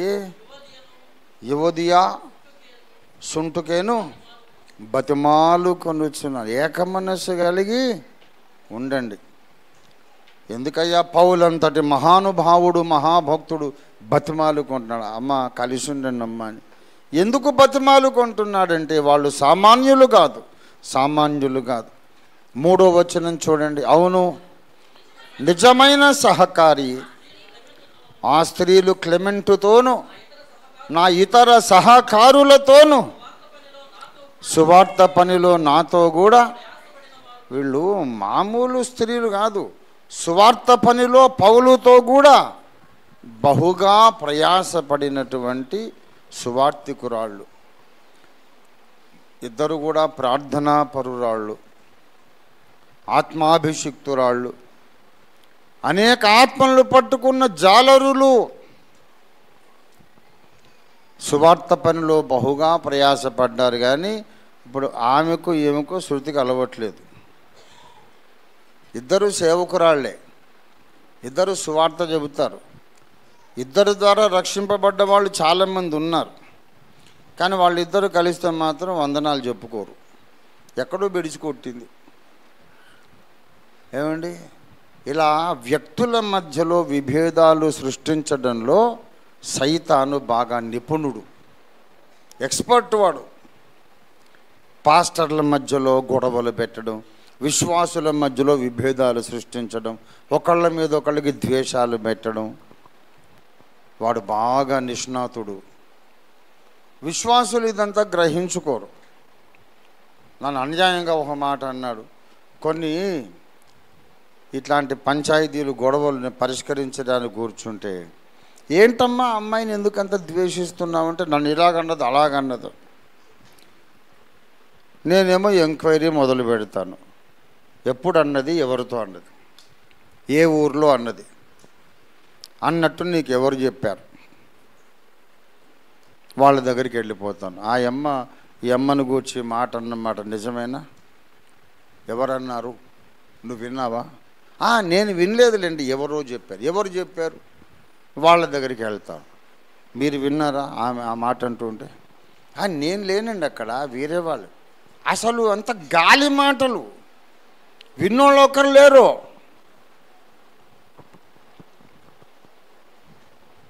ఒకసారి ఒక పాస్టర్ గారు ప్రసంగం చేశారట.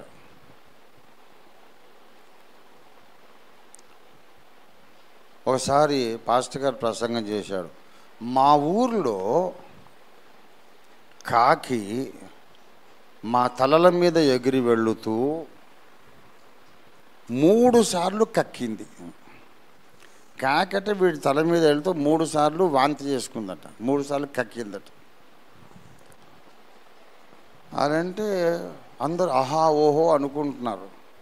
నాలాంటి ఒకడెవడో ఉంటాడు కదా, బాబు ఏ ఊర్లో కక్కింది, ఏ రోజు, ఎప్పుడు, ఉదయమా రాత్రా అని వివరాలు అడిగా.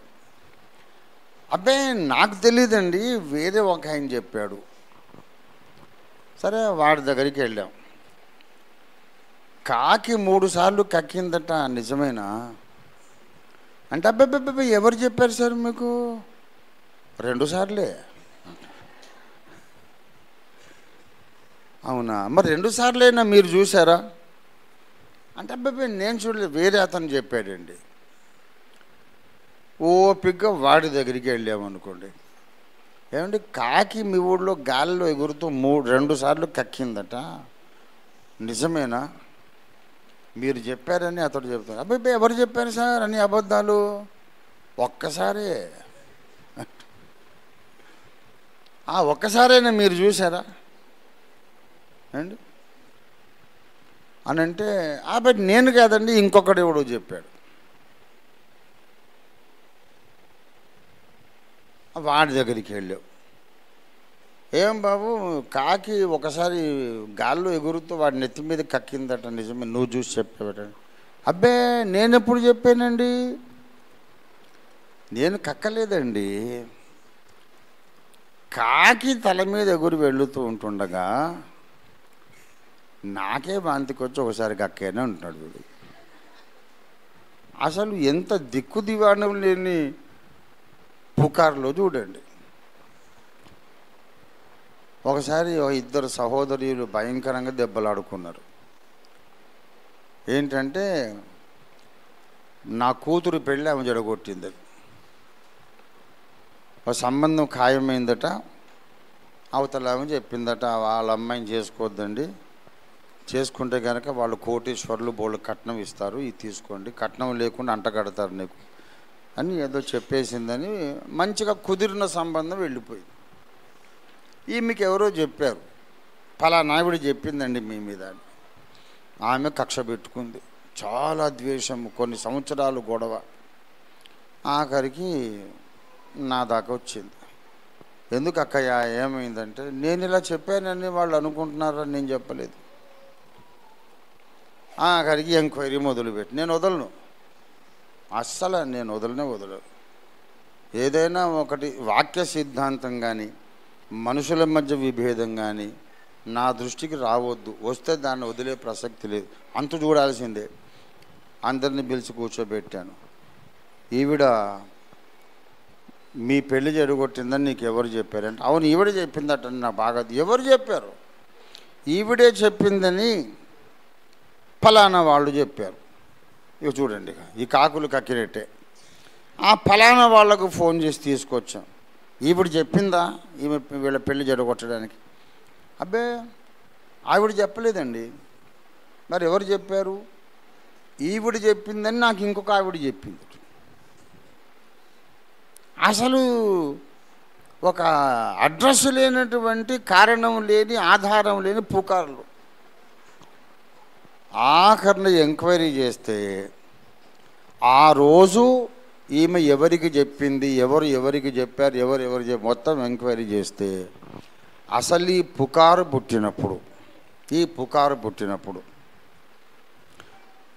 ఈ అమ్మాయి అసలు ఆ ఊర్లోనే లేదు.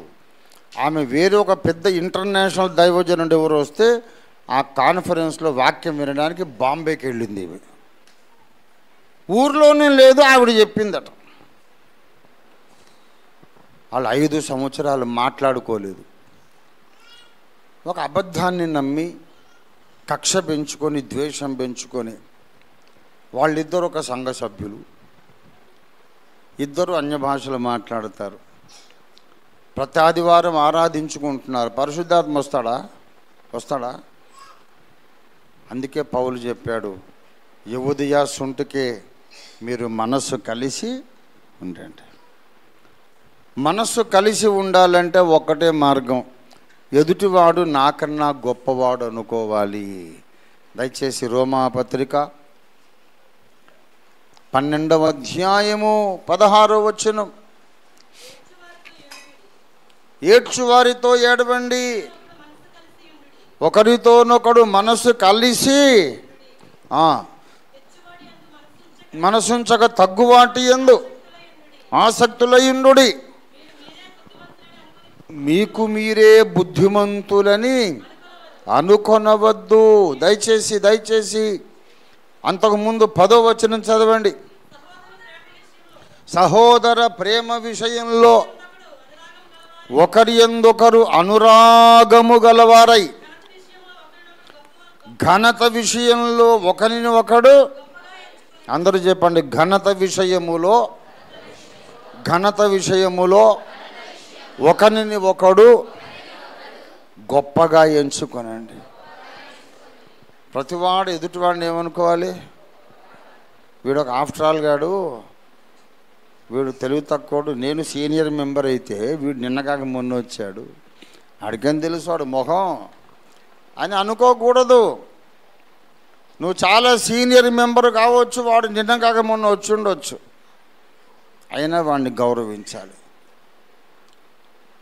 ప్రతి ఒక్కడు ఎదుటివాడిని నాకంటే గొప్పవాడని అనుకో. ఎక్కడుంది ఈ మాట? బైబిల్లో ఉంది. బైబిల్లో ఉంటే అది దేవుని ఆజ్ఞ. వ్యభిచరించొద్దు, దేవుని ఆజ్ఞ. దొంగతనం చేయొద్దు, దేవుని ఆజ్ఞ. నరహత్య చేయొద్దు, దేవుని ఆజ్ఞ. విగ్రహారాధన చేయొద్దు, దేవుని ఆజ్ఞ. అట్లాగే ఒకరినొకడు గొప్పగా ఎంచుకోమనేది కూడా ఆ దేవుని ఆజ్ఞ. నువ్వు వ్యభిచారం చేయకపోవచ్చు, నరహత్య చేయకపోవచ్చు, దొంగతనం చేయకపోవచ్చు, విగ్రహారాధన చేయకపోవచ్చు, ఎదుటివాడిని తృణీకరించి చూస్తే నువ్వు దేవుని ఆజ్ఞను ధిక్కరిస్తున్నావు, మీరుతున్నావు. నువ్వు చాలా మంచోడిని అనుకోకు, వేరే పాపకార్యాలు ఏం చేయకపోవచ్చు, సాటి విశ్వాసిని తృణీకరించిన మనస్సులో చులకనగా ఆలోచిస్తే నీవు కూడా వ్యభిచారము లాంటి పాపాన్ని చేస్తున్నావు. విశ్వాసులందరూ ఎదుటి వాళ్ళని నాకంటే గొప్పోళ్ళు అనుకుంటే గొడవలు ఎందుకు వస్తాయండి? అప్పుడు ఏక మనస్సు కలిసి ఉంటారు, ఏక తాత్పర్యము, ఏకస్వరము. అప్పుడు పరిశుద్ధాత్మ దిగి వచ్చి సంఘంలో శరీర కార్యాలు లేకుండా వెళ్ళిపోతాయి. దేవుని స్తోత్రం. అహరోను పరిగెత్తాలి బయటికి, మోషే కూడా పరిగెత్తాలి. దేవుడు తప్ప ఇంకెవరు ఉండదు. ఇంకా దేవునికి స్తోత్రం కలుగునుగాక. ప్రభునందు ప్రియులారా, ఈ ఐక్యత అనేది లేకపోతే సంఘములో దేవుని కార్యాలు జరగవు. ఐక్యతను చెడగొట్టడానికి సాతాను 2 పద్ధతులు ఉపయోగిస్తాడు. ఒక విషయం చెప్పి నేను ముగించేస్తాను. మరీ ఎక్కువసేపు ప్రసంగం చేస్తే ఇప్పుడు మీకు నాకు కూడా ఉన్న ఐక్యత చెడిపోయేటట్టుంది ఏమండి. కనుక తొందరగా ముగించేస్తాను. కొంచెం అట్లాంటి అలాంటి భావాలే వస్తున్నట్టున్నాయి. ప్రియులారా, సంఘములో ఐక్యత చెడగొట్టడానికి 2 మార్గాలు ఉపయోగిస్తాడు. ఒకటేమో సిద్ధాంత సంబంధమైన విభేదాలు. మీకున్న ఆత్మీయ అనుభవాన్ని అతడు ఒప్పుకోడు, అతడుకున్న ఆత్మీయ అనుభవాన్ని నువ్వు ఒప్పుకోవు. నీకున్న వరాన్ని అతడు గుర్తించడు, అతని వరాన్ని నీవు గుర్తించవు. బోధ విషయంలో తేడాలు వచ్చినాయి అనుకో, మనకి మధ్యలో విభేదాలు వచ్చేస్తాయి. తర్వాత బోధ కాకుండా వ్యక్తిగతంగా వాడి ప్రవర్తన బాగోలేదు, వీడు మంచోడు కాదు, వాడు మంచోడు, ఇదొక చెత్త వాదన సంఘాల్లో బాగా వ్యాపిస్తాం. ప్రతి ఒక్కరు ఏమండి, ఒక సంఘ పెద్ద గారి ఇంటికి నేను వెళ్ళా. ఏమండి, అందరినీ పిలిచారా? మరి గృహప్రవేశం అందరినీ పిలిచారంటే వాళ్ళని పిలవనండి, వాళ్ళు లోక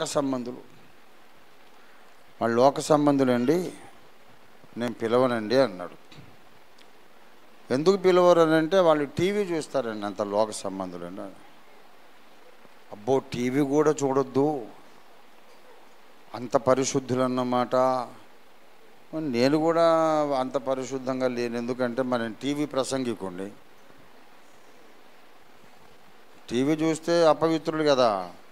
మరి టీవీలోనే వాక్యం చెప్తున్నాను, నేను కూడా పరిశుద్ధుని కాదేమో అనుకున్నా. నేను ఇక మరి మౌనంగా ఊరుకున్నాను. వాడు టీవీ చూస్తాడు, అందుకే నేను పిలవలేదు. ఎంత పరిశుద్ధుడు. తర్వాత లోపలికి వెళ్ళి చూస్తే తలుపు సాటుకు పగలగొట్టిన కొబ్బరికాయ ముక్కలు కన్నా పడుతున్నాయి. గృహప్రవేశానికి మమ్మల్ని పిలిచి తెల్లారగట్ల పురోహితుని పిలిచి కొబ్బరికాయ కొట్టించాడు. ఏమండి ఏమండి పొద్దున్న 7 గంటకేమో ఒక బ్రాహ్మడు వచ్చి కొబ్బరికాయ కొట్టాడు. 10 గంటకేమో పాస్టర్ గారి ప్రార్థన. మళ్ళీ వీడు ఏం మాట్లాడుతున్నాడు, టీవీ చూసేవాడు పరిశుద్ధుడు కాదు. అంటే ఎవడి తప్పు వాడికి అర్థం కాదు. గురువింద గింజ తన నలుపు తాను ఎరుగదు. అందుకే ఏమన్నాడు ఇక్కడ, మీకు మీరే బుద్ధిమంతులని అనుకొనక. వాడి లోపాలు, వీడి తప్పులు, వీడెట్లాగా వాడెట్లాగా, ఇదంతా నీకెందుకు బాబు. మనమందరమును క్రీస్తు న్యాయపీఠం ఎదుట ప్రత్యక్షం కావాలి. దేహముతో జరిగించిన వాటి ఫలము, అది మంచిదైనా సరే చెడ్డదైనా సరే, వాటి ఫలము పొందుటకు మనందరము క్రీస్తు న్యాయపీఠం ఎదుట ప్రత్యక్షం కావాలి. నీవెందుకు మాట్లాడతావు ఇంకోటి మంచి చెడు గురించి? క్రీస్తు న్యాయపీఠం ముందుకెళ్ళినప్పుడు యేసయ్య లెక్క నీ లెక్క నిన్ను అడుగుతాడు, వాడి లెక్క వాడిని అడుగుతాడు. రే అబ్బాయి, మీ సంఘంలో ఫలానాడు ఎందుకురా అలా చేశాడు నిన్ను అడుగుతాడా? నువ్వెందుకు ఇలా చేసావని ఇంకొకరిని అడుగుతాడా? ఎవరి లెక్క ఇంకొకరిని అడగడు. ఎవరి లెక్కలు వాళ్ళు సరి చూసుకోవాలి. ప్రతివాడు ఎదుటివాడిని నాకంటే గొప్పవాడు అనుకోవాలి. సంఘము సహోదర ప్రేమతో నింపబడాలి. అప్పుడు ప్రత్యక్ష గుడారంలాగా మనకు ఏకస్వరం వస్తుంది, మేడగదిలాగా మనకు ఏక మనసు వస్తుంది. అప్పుడు పరిశుద్ధాత్మ దిగివచ్చి ఇల్లంతా నిండిపోతాడు. శరీర కార్యాలు కాలిపోతాయి, పారిపోతాయి. దేవునికి స్తోత్రం కలుగును గాక. ఇప్పుడు ప్రకటిస్తున్నా, మనందరం ఒకళ్ళనొకళ్ళు గౌరవించుకొని కలిసి ఉండగలిగితే మంచిది. అలా గౌరవించలేకపోతే కలిసి ఆరాధించుకోకపోవడం మంచిది.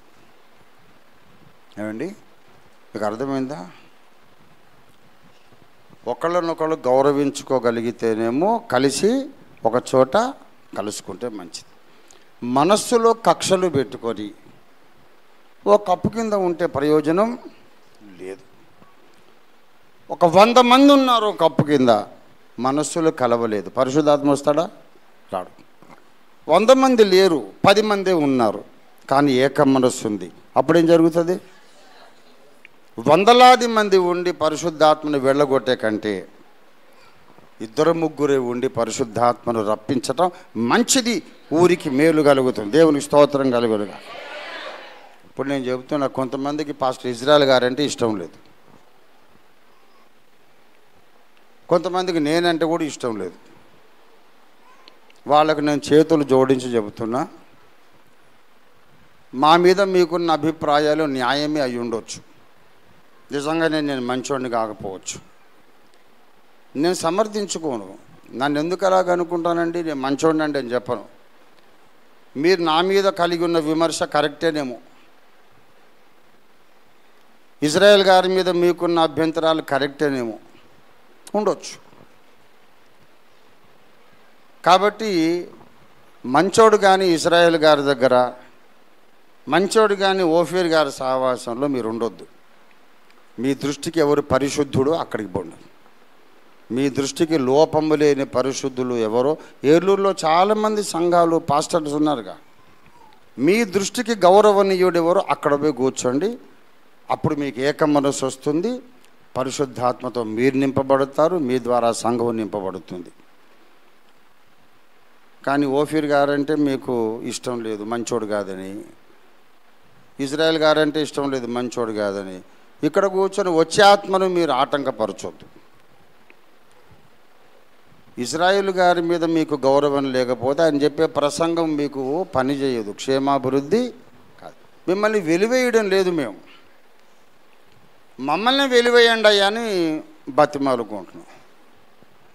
మిమ్మల్ని వెలివేయట్లా, మేము మంచోళ్ళం కాదు కదా, మమ్మల్ని వెలివేసి పరిశుద్ధుల దగ్గరికి వెళ్ళిపోండి, అప్పుడు మీరు దీవించబడతారు.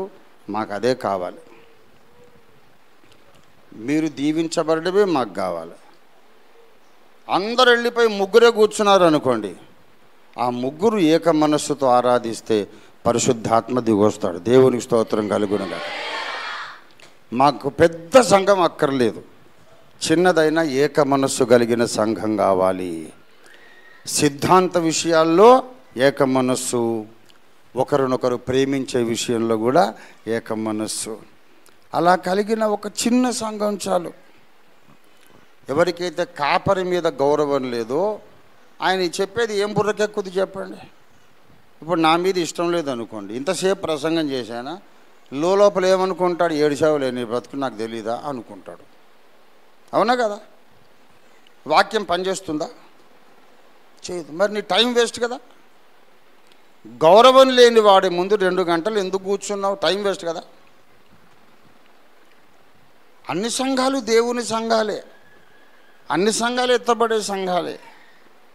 మీ దృష్టికి పరిశుద్ధుడు మంచోడైన వాడి దగ్గరికి వెళ్ళి కూర్చుంటే మీ ద్వారా సంఘం దీవించబడుతుంది, సంఘం ద్వారా మీరు దీవించబడతారు, పరిశుద్ధాత్మ దిగొస్తాడు. అగాపే సంపూర్ణ సువార్త సంఘంలో శాసనం కాపరి మీద, స్థాపించిన అపోస్తలుల మీద సరైన గౌరవ దృష్టి లేని వాళ్ళు సంఘంలో ఆరాధించుకుంటే మీ ద్వారా మాకు ఆటంకం, మా ద్వారా మీకు ఆటంకం. గనక ఎక్కువ మంది మాకు అక్కర్లేదు, 3-4 చాలు, 10 మంది చాలు. యేసయ్య ఏమన్నాడు? ఎక్కడ 20-30 మంది నా నామమును కూడుకొని ఉందురు అన్నాడా? ఎక్కడ 200-300 మంది కూడుకుందరు అన్నాడా? ఏమన్నాడు? ఎక్కడ 2 లేక చాలు. ఆ 2-3తోనే పరిశుద్ధాత్మ కార్యం జరుగుతుంది. మీ క్షేమాభివృద్ధి కోరుతున్నాను. దైవజనుల మీద, అపోస్తలుల మీద గౌరవం లేనోళ్ళు ప్రార్థన చేసి ఎక్కడ ఉంటే ఎదుగుతానో నాకు చూపించు ప్రభువా అని అడిగి వెళ్ళండి. మాకు మీకు ఏం శత్రుత్వం లేదు, మీరు ఎదుగుతుండగా మేము సంతోషిస్తాం. మంచి సంఘంలో ఉండండి, మనుషులు బట్టి జాలరులు కండి, మీ కానుకలు అక్కడే ఇవ్వండి. కానుక ఎందుకు ఇస్తారండి? ఇప్పుడు ఇజ్రాయెల్ గారు మంచోడు కాదు, ఓఫీర్ గారు మంచోడు కాదు, కానుక ఎందుకు ఇస్తారు? మీకు గౌరవం లేని వాళ్ళ కానుక ఇచ్చినా ఒకటే, బార్ షాపులో ఇచ్చిన ఒకటే. ఇవ్వద్దు. దైవజనుడి మీద గౌరవం ఉన్న వాళ్ళు మాత్రమే రావాలి. మిమ్మల్ని గెంటేయటం లేదు, మీకు మేలుకరమైన సహవాసంలో ఉండండి. మీకు ఇక్కడ గౌరవం లేకపోతే ఇక్కడ మీకు ఆశీర్వాదం ఉండదు. మీరు కానుకిచ్చినా మీకు దీవెన ఉండదు, మీరు ఇచ్చే కానుక మేము వాడుకున్నా మాకు దీవెన ఉండదు. మాకు డబ్బులు అక్కర్లేదు, రిక్షా దొక్కి బ్రతుకుతాం, ఆటో నడిపి బ్రతుకుతాం, డబ్బులు అక్కర్లే. కానీ ఏక మనస్సు కలిగిన చిన్న సంఘం మాకు కావాలి. ఆ సంఘము ద్వారా దేశము దీవించబడాలి. దేవుడి మాటలు మన వెలికెడులో ఆశీర్వదించునుగాక. రండి మనం ప్రార్థన చేసుకుందాం ప్రియులారా, ప్రార్థన చేసుకుందాం, ప్రార్థన చేసుకుందాం. ప్రభువా నీకు వందనాలు. ప్రతి ఒక్కరు కూడా 2 చేతులు ఆకాశంతో పైకెత్తి మనం ప్రార్థన చేద్దాం. ప్రభువా నీకు వందనాలు. స్థానిక సంఘం ఎలా ఉండాలో, వ్యక్తిగతంగా మా క్రైస్తవ జీవితం ఎలా ఉండాలో మాకు నేర్పించావు. నీకు వందనాలు తండ్రి. మా బ్రతుకులు పరిశుద్ధాత్మతో నింపబడాలి. మా కుటుంబాలు, మా సంఘాలు పరిశుద్ధాత్మతో నింపబడాలి. ఏ శరీర కార్యము, మానవ జ్ఞానము చోటు లేకుండా పరిగెత్తాలి.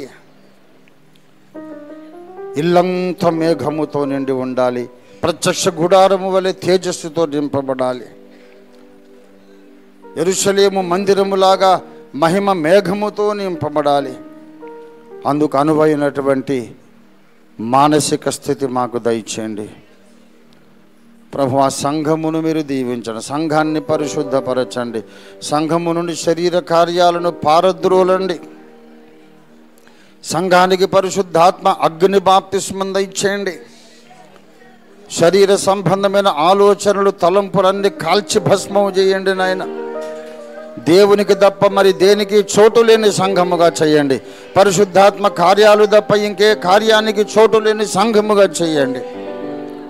హల్లెలూయా రిఖాబర రబస కందర రబరసి హల్లెలూయా రిందల దిరియాదర బరసి హురియందర బర హుంబరీదర కరందల రబరసి హూరబర రియారదర బరసిందరీదర బరసి కందల రదర బరసి హూరబరియ కరందల బర హుందరీదర బర రియారదర బర హుందల కరందల రబరసి హూరబంబర బర దికారదర బర హుర రియారదర బరసి కరందల రబరసి హూరబర శందల దియారదర బర హుందలీడరందర బర హుంబరీదర కరందల బర హూరబంబర దికారదర బర హుందలీ సరక్కరందర రబరసి. హల్లెలూయా హల్లెలూయా హల్లెలూయా హల్లెలూయా హల్లెలూయా హల్లెలూయా. దేవానికి వందనాలు. ఇశ్రాయేలు సైన్యములకు ముందు నడచిన దైవమా, ఇశ్రాయేలు సైన్యములకు ముందు నడచిన దైవమా, నేడు మాతో కూడా నూడి మమ్ము నాడి పిలుచుమా, నేడు మాతో కూడా నుండి మమ్ము నాడి పెంచుమా. ఇశ్రాయేలు సైన్యములకు ముందు నడచిన దైవమా, ఇశ్రాయేలు సైన్యమునకు ముందు నడచిన దైవమా, నేడు మాతో కూడా నూడి మమ్ము నాడి పెంచుమా. నేడు మాతో కూడా నుండి మమ్ము నాడి పెంచుమా. ఆది అపోస్తలులపైని ఆత్మవర్షము కుమ్మరించి, ఆది ఆత్మవర్షం కుమ్మరించి, నట్లు మాపై కుమ్మరించి మమ్ము నాడి పెంచుమా, నట్లు మాపై కుమ్మరించి మమ్ము నాడి పెంచుమా. ఇశ్రాయేలు సైన్యములకు ముందు నడచిన దైవమా, ఇశ్రాయేలు సైన్యమునకు ముందు నడచిన దైవమా, నేడు మాతో కూడా నుండి మమ్ము నాడి పెంచుమా, నేడు మాతో కూడా నుండి మమ్ము నాడి పెంచుమా.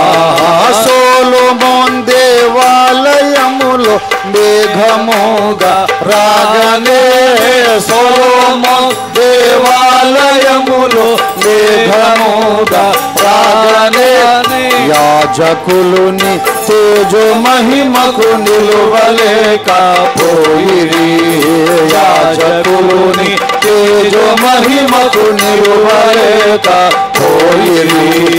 ఇశ్రాయేలు సైన్యములకు ముందు నడచిన దైవమా, ఇశ్రాయేలు సైన్యమునకు ముందు నడచిన దైవమా, నేడు మాతో కూడా నుండి మమ్ము నాడి పెంచుమా, నేడు మాతో కూడా నుండి మమ్ము నాడి పెంచుమా.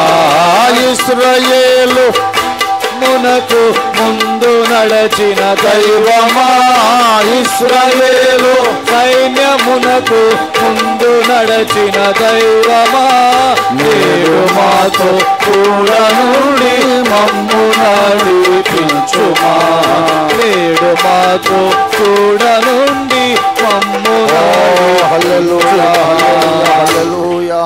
యేసయ్యా మేడగదిలోకి దిగి వచ్చినట్లు మా మందిరములోకి దిగిరండి తండ్రి, మేడగదిలోకి దిగి వచ్చినట్లు మా సంఘములోనికి దిగిరండి తండ్రి. ఓ మేడగదిని పూర్తిగా నింపినట్లు మా బ్రతుకులను పరిశుద్ధాత్మతో నింపండి తండ్రి. ఆత్మను కలిగి ఉండి తప్పులు చేసే వాళ్ళుగా కాదు, తప్పు జరగడానికి అవకాశము లేని ఆత్మ పూర్ణులుగా మమ్మను చేయమని అడుగుదాం. ఈ రోజు అడుగుదాం, రేపు అడుగుదాం, ప్రతిరోజు అడుగుదాం.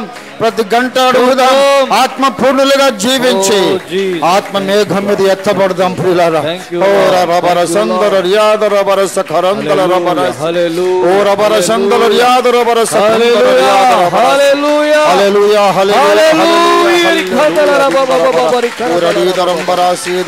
హల్లెలూయా హల్లెలూయా హల్లెలూయా హల్లెలూయా స్తోత్రం రిఖబదర జబబబ శబబరికమదో మహస్మిరి కరదల మహోత్మారి మహస్తవాన్యుల రిఖరదల రబబబ హల్లెలూయా హల్లెలూయా హల్లెలూయా హల్లెలూయా.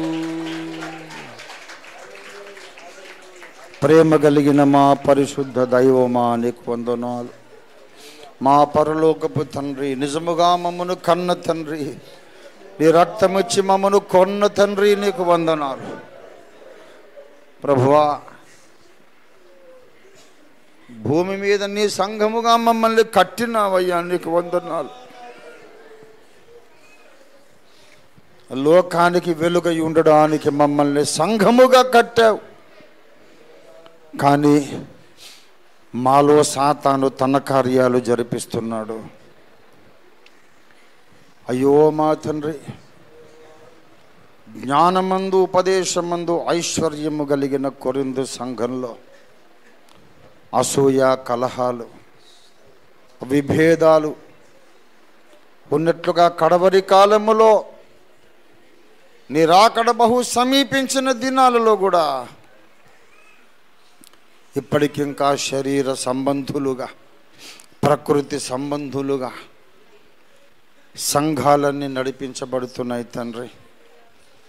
ప్రేమ లేని సంఘము, ఐక్యత లేని సంఘము, ఒకరినొకరు తృణీకరించుకునే సంఘముగా మేము ఉండవద్దు తండ్రి. వాక్యానుసారమైన సంఘముగా ప్రతివాడు కూడా ఎదుటి వాళ్లను నాకంటే గొప్పవారు అని అనుకునే విశ్వాసులు కలిగిన సంఘముగా,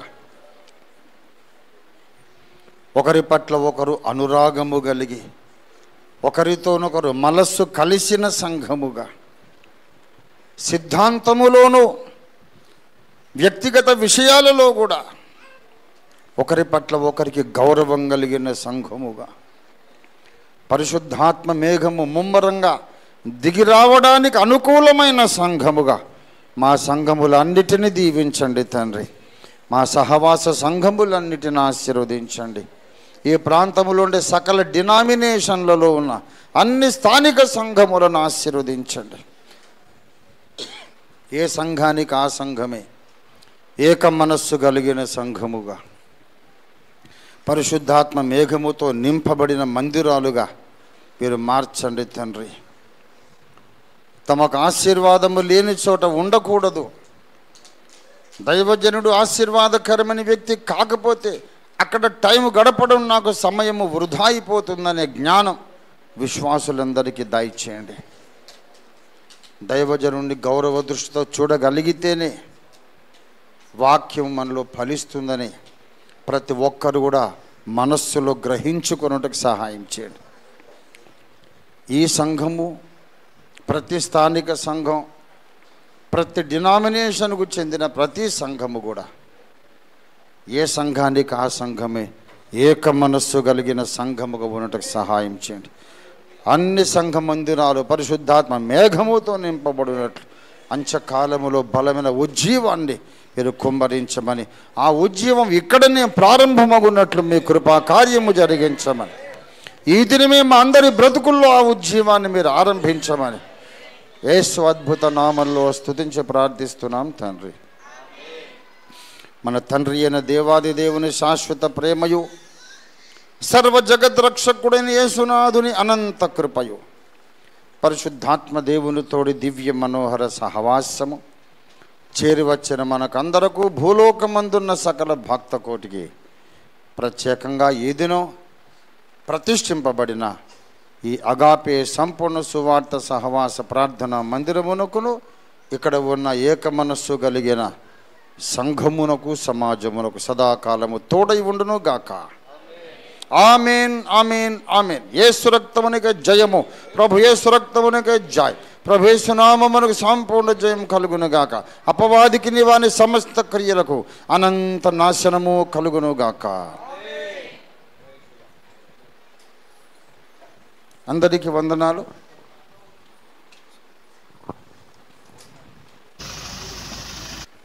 ఇప్పటి వరకు చక్కని సందేశాన్ని తెలియజేసి మనల్ని కూడా ఆత్మపూర్ణులుగా చేసినటువంటి మా ఆత్మీయ తండ్రి ఓఫిరయ్య గారికి నా హృదయపూర్వక వందనాలు.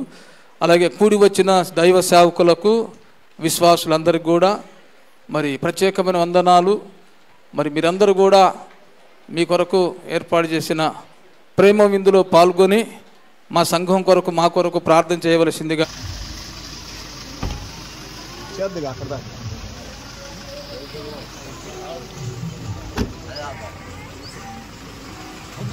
అట్లాంటి పనులు చేయొద్దు. అదే చేసిన అందరూ ఆయన పేరు దేవుడా వద్దునా ఆరాధన చేసే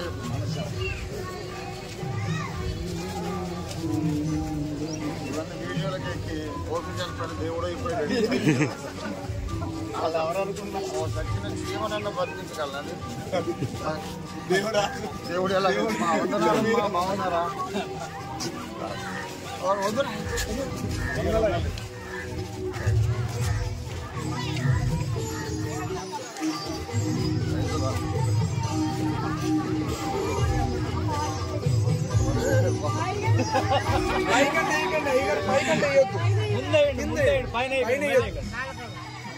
ముందే పెట్టేసుకున్నారు అయ్యారు, తల మీద వేయద్దు.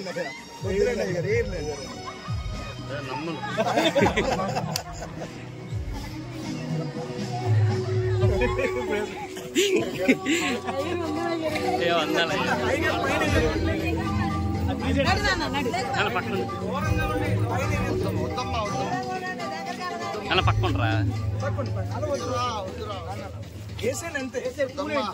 అవుతుంది కదా. అదైనా పాద పూజ ఎందుకు వద్దు. వద్దమ్మా వద్దమ్మా వద్దమ్మా వద్దు. ఏముందా ఏసయ్యని గర్భపరిచాన్ని మనిషిని గర్భపరిచాను. వద్దమ్మా వద్దమ్మా వద్దు తల్లి వద్దు తల్లి వద్దు తల్లి వద్దమ్మా వద్దమ్మా.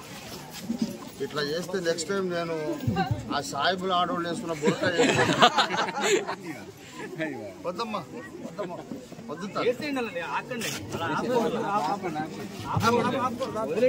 వద్దమ్మా వద్దమ్మా. అవునమ్మా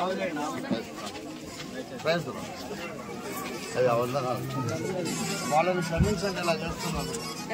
వద్దన్న అలా చేస్తున్నాను. అందరికీ వందనాలు. చాలా మొత్తం వద్దురా వద్దు తల్లి వద్దు తల్లి అమ్మా ఇలాంటి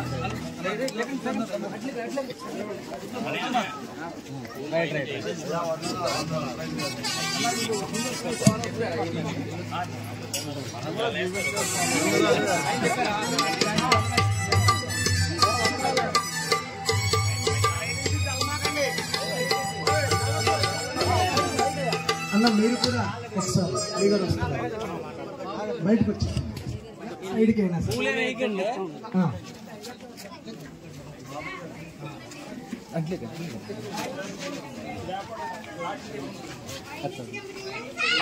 పైన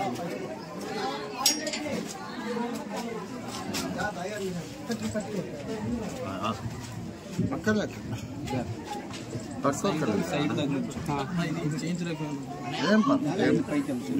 ఆగండి. దేవునికి మహిమ కలుగును గాక. ముచ్చిసారయ్య గారు దయచేసి లోపల ఉన్న అందరూ కూడా బయటకు రావాలని మనం చేస్తున్నాము. గారు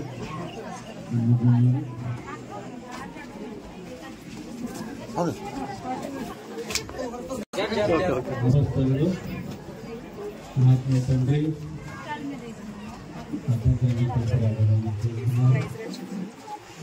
వద్దమ్మా వద్దమ్మా వద్దమ్మా. అందరికీ వందనాలు.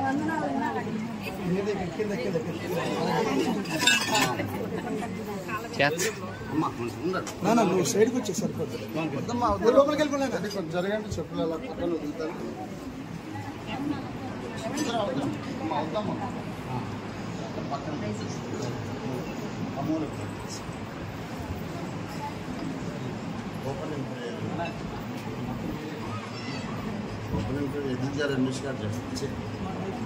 ప్రార్థన చేసుకుని ప్రైజ్ మాస్టర్.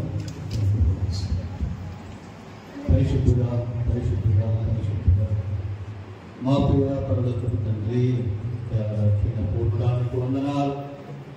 ప్రభావితమైన సేవకుడు మా ప్రియుడు ఇజ్రాయేల్ గారు సంఘం యొక్క ప్రార్థనలు ఆలకించి యువ ప్రభువా ఈ సంవత్సరాల పరంగా చక్కని మందిరాన్ని ఇచ్చినందుకు నీకు అపోస్తలుడు ప్రభువా, మీరు మాకు ఇచ్చినటువంటి భూమి మీద నాయకులు దైవజనులు మాదిరిగా మమ్మల్ని నడిపిస్తున్నారు.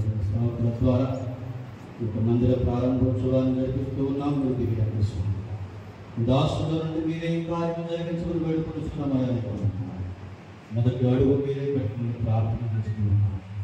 ప్రభావ మీ ఆత్మ ద్వారా మందిరమంతటినీ ఆవరించమని వేడుకొనిస్తున్నాం. ఏ రకమైన దోషము ఉన్నదని అంతకు ఇప్పుడే యేసు రక్త బలము చేత దగ్ధించుకుని నాకు జ్ఞాపిస్తున్నాం. కాలమున్న సమయమును మీ స్వాధీనంలో ఉంచుకుని ప్రవక్తల ప్రభావ రెండవగా మీరు అభిషేకించి నిండు దీవెనలు ప్రభావ మందిరం మీద ఉంచండి, సన్నిధి కూడా ఉంచండి. ఏ ఉద్దేశంతో యొక్క ప్రభావ మందిరం ప్రారంభిస్తున్నామో ఆ ఉద్దేశం అంతా నందు మీ ద్వారా సంపూర్ణంగా సహాయం చేసి నామానికి మహిమపరుచుకున్నాం. ఈ కార్యక్రమం అంతా జ్ఞాపకాలు జరిపించండి. యేసు అతి శ్రేష్ఠ నామములో అడిగి వేడుకొని ప్రార్థన చేస్తున్నాం మా ప్రియ పరలోకపు తండ్రి. హల్లెలూయా స్తుతి మహిమా ఎల్లప్పుడూ దేవునికి ఇచ్చెదము. హల్లెలూయా స్తుతి మహిమా ఎల్లప్పుడూ దేవునికి ఇచ్చెదము. హల్లెలూయా హల్లెలూయా హల్లెలూయా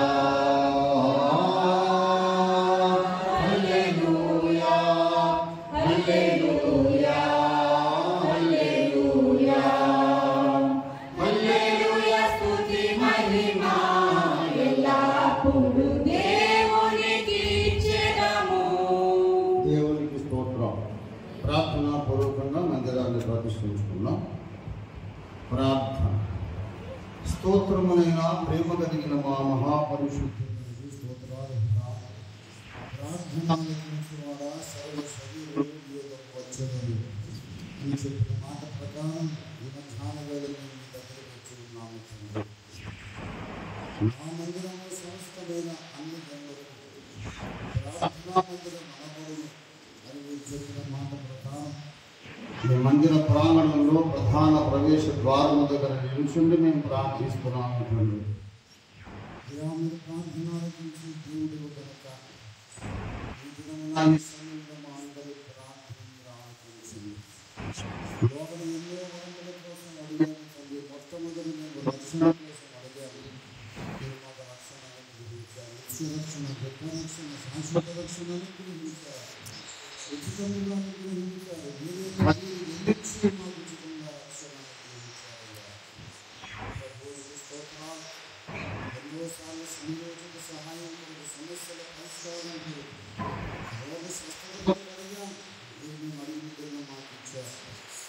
ఆర్థిక ఇబ్బందులలో మేము ప్రార్థించినప్పుడు ఆర్థిక ఇబ్బందుల్లో విధించారు.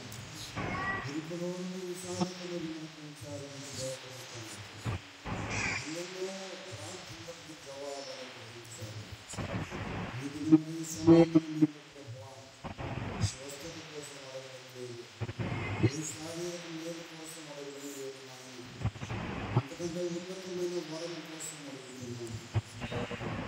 స్థానిక అనాథ సంపన్న సువార్త సంఘ ప్రార్థన ఏకీభవించి ఎంతో ప్రయాసంతో ఎంతో పోరాటంతో నిర్మాణం చేసి ప్రార్థనా మందిరాన్ని మీరు మీ నివాస స్థలంలో అంగీకరించి ఆమోదించి మీరు మేము చేస్తున్నటువంటి ప్రతిష్ట, మీ కొరకు ప్రతిష్ఠిస్తున్నటువంటి ఈ ప్రతిష్టాపన కార్యాన్ని మీరు అంగీకరించగలని వేడుకుంటున్నాం. ఇది మొదలుగా ఈ మందిరంలో మీరు నివాసం, ఈ మందిరంలో ఈ ప్రజలకు అన్ని జనులకు ప్రార్థన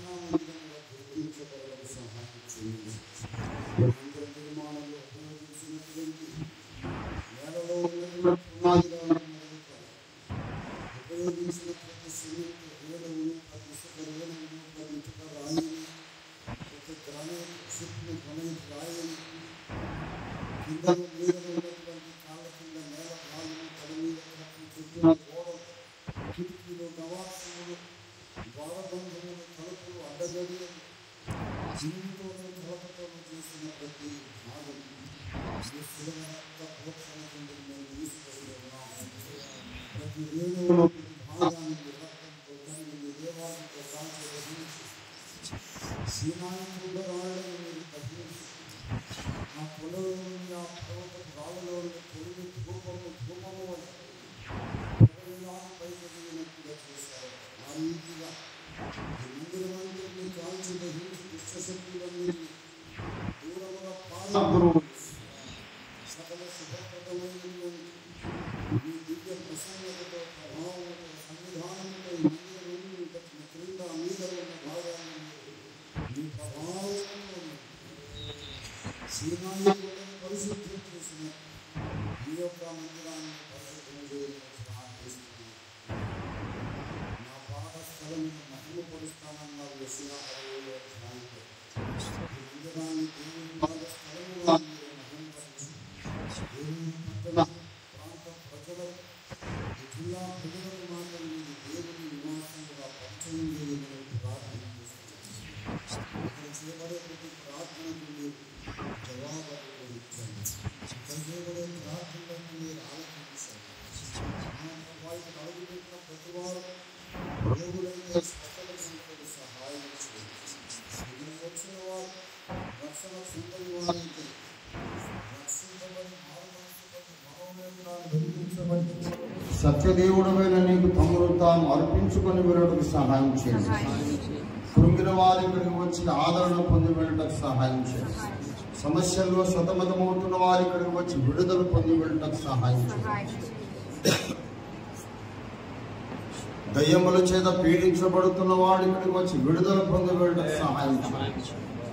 ఈ ప్రాంతపు దరిదాపులకైనా ఎలాంటి చీకటి శక్తులు, అంధకార శక్తులు రాకూడదని వాటన్నిటిని మేము వేస్తున్నాములో గద్దించి బంధించి ఆజ్ఞాపించి దూరముగా పారద్రోలుతున్నాము, బంధించి పాతాళలోకానికి విసరపట్టి సమాధి చేస్తున్నాము.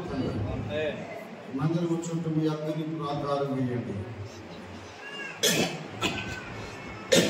ఇది మొదలుకొని మా స్వామి ఈ మందిరంలో మీరు నివాసం ఉండి మీ నివాస గృహముగా చేసుకోండి. అడుగుపెట్టు ప్రతి వారిని దర్శిస్తూ సమయోచిత కృపలను అనుగ్రహిస్తూ ఇక్కడ అడుగుపెట్టిన ప్రతి వారు కూడా ప్రతి ఆదివారమున ప్రతి సమాజ కూటములో మీ కరుణాపీఠంలో చేరగలిగే భాగ్యము దయచేయండి. మీ గొర్రె పిల్లలకి పచ్చిక బయళ్ళుగా మార్చేసేయండి. ఇక్కడ సంఘ కాపరి రెట్టింపు అభిషేకము కలిగిన వాడే ప్రసంగ పీఠిక ఎక్కగానే ఈ నోరుగా మీరు మార్చి మీరే మీ ప్రజలతో మాట్లాడండి. దైవజనుడు కాదు దేవుడే మాట్లాడుతున్నాడని ప్రజలు అనుభూతి చేసి ధన్యులై పరవశించి వెళ్ళడానికి సహాయం చేయండి. పరిశుద్ధ రాజా ఇక్కడ మందిరానికి కానీ జరుగుతున్న సేవకు కానీ దైవజనుడికి కానీ వ్యతిరేకముగా సాతాను ఏర్పాటు చేసిన ప్రతి ఆయుధము యేసు నామములో భస్మము చేస్తున్నాము. నీకు విరోధంగా రూపించబడిన ఏ ఆయుధముగా తెల్లదన్నావు ఆ వాగ్దానము ఈ మందిర పక్షంగా మేము స్వతంత్రించుకుంటున్నాం. ఈ మందిరాన్ని నీకు ప్రతిష్ఠిస్తున్నాము తండ్రి. ఇది మొదలుకొని దీని యజమానిగా మీరే ఉండండి, మీరే కాపాడండి, సంరక్షించండి. ఈ శక్తిని మేఘముతో మందిరాన్ని నింపండి. అనేక సంఘములకు ఈ సంఘం తల్లి సంఘమై ఇటువంటి చక్కని మందిరాలు అనేక స్థలాల్లో, నూతన స్థలాల్లో క్రీస్తునామం వెలువైన చోట్ల సంఘములను మందిరాలను కూడా కట్టడానికి ఈ స్థానిక సంఘము అనేక సంఘాలకు తల్లి సంఘముగా మీరు ఫలింపజేయమని ప్రార్థన చేస్తున్నారు. ఏ విధము చేతనైనా కొన్ని ఆత్మలను రక్షించాలనే భారంతో పౌరులు నింపిన దేవా, ఈ స్థానిక సంఘంలో ప్రతి వ్యక్తిని కూడా అటువంటి భారంతో నింపి సామర్థ్యంతో నింపి మనుషులను బట్టి జాలరులుగా చేయమని ప్రార్థన చేస్తున్నాను.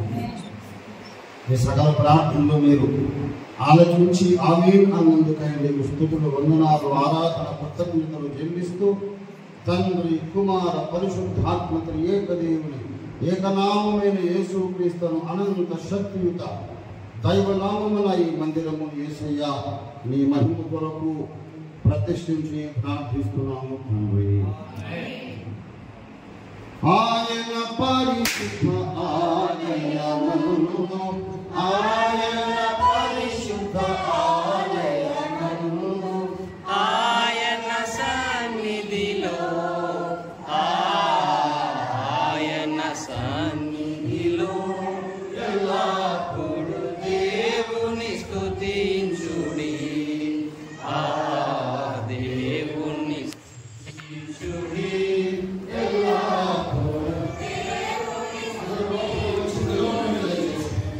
ఆయన బలమును ప్రసిద్ధి చేయు, ఆయన బలమును ప్రసిద్ధి చేయు, ఆకాశ విశాలమందు,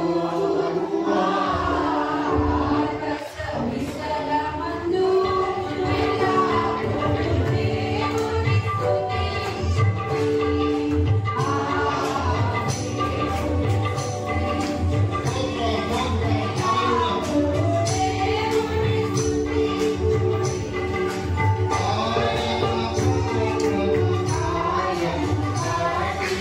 ఆయన పరాక్రమం,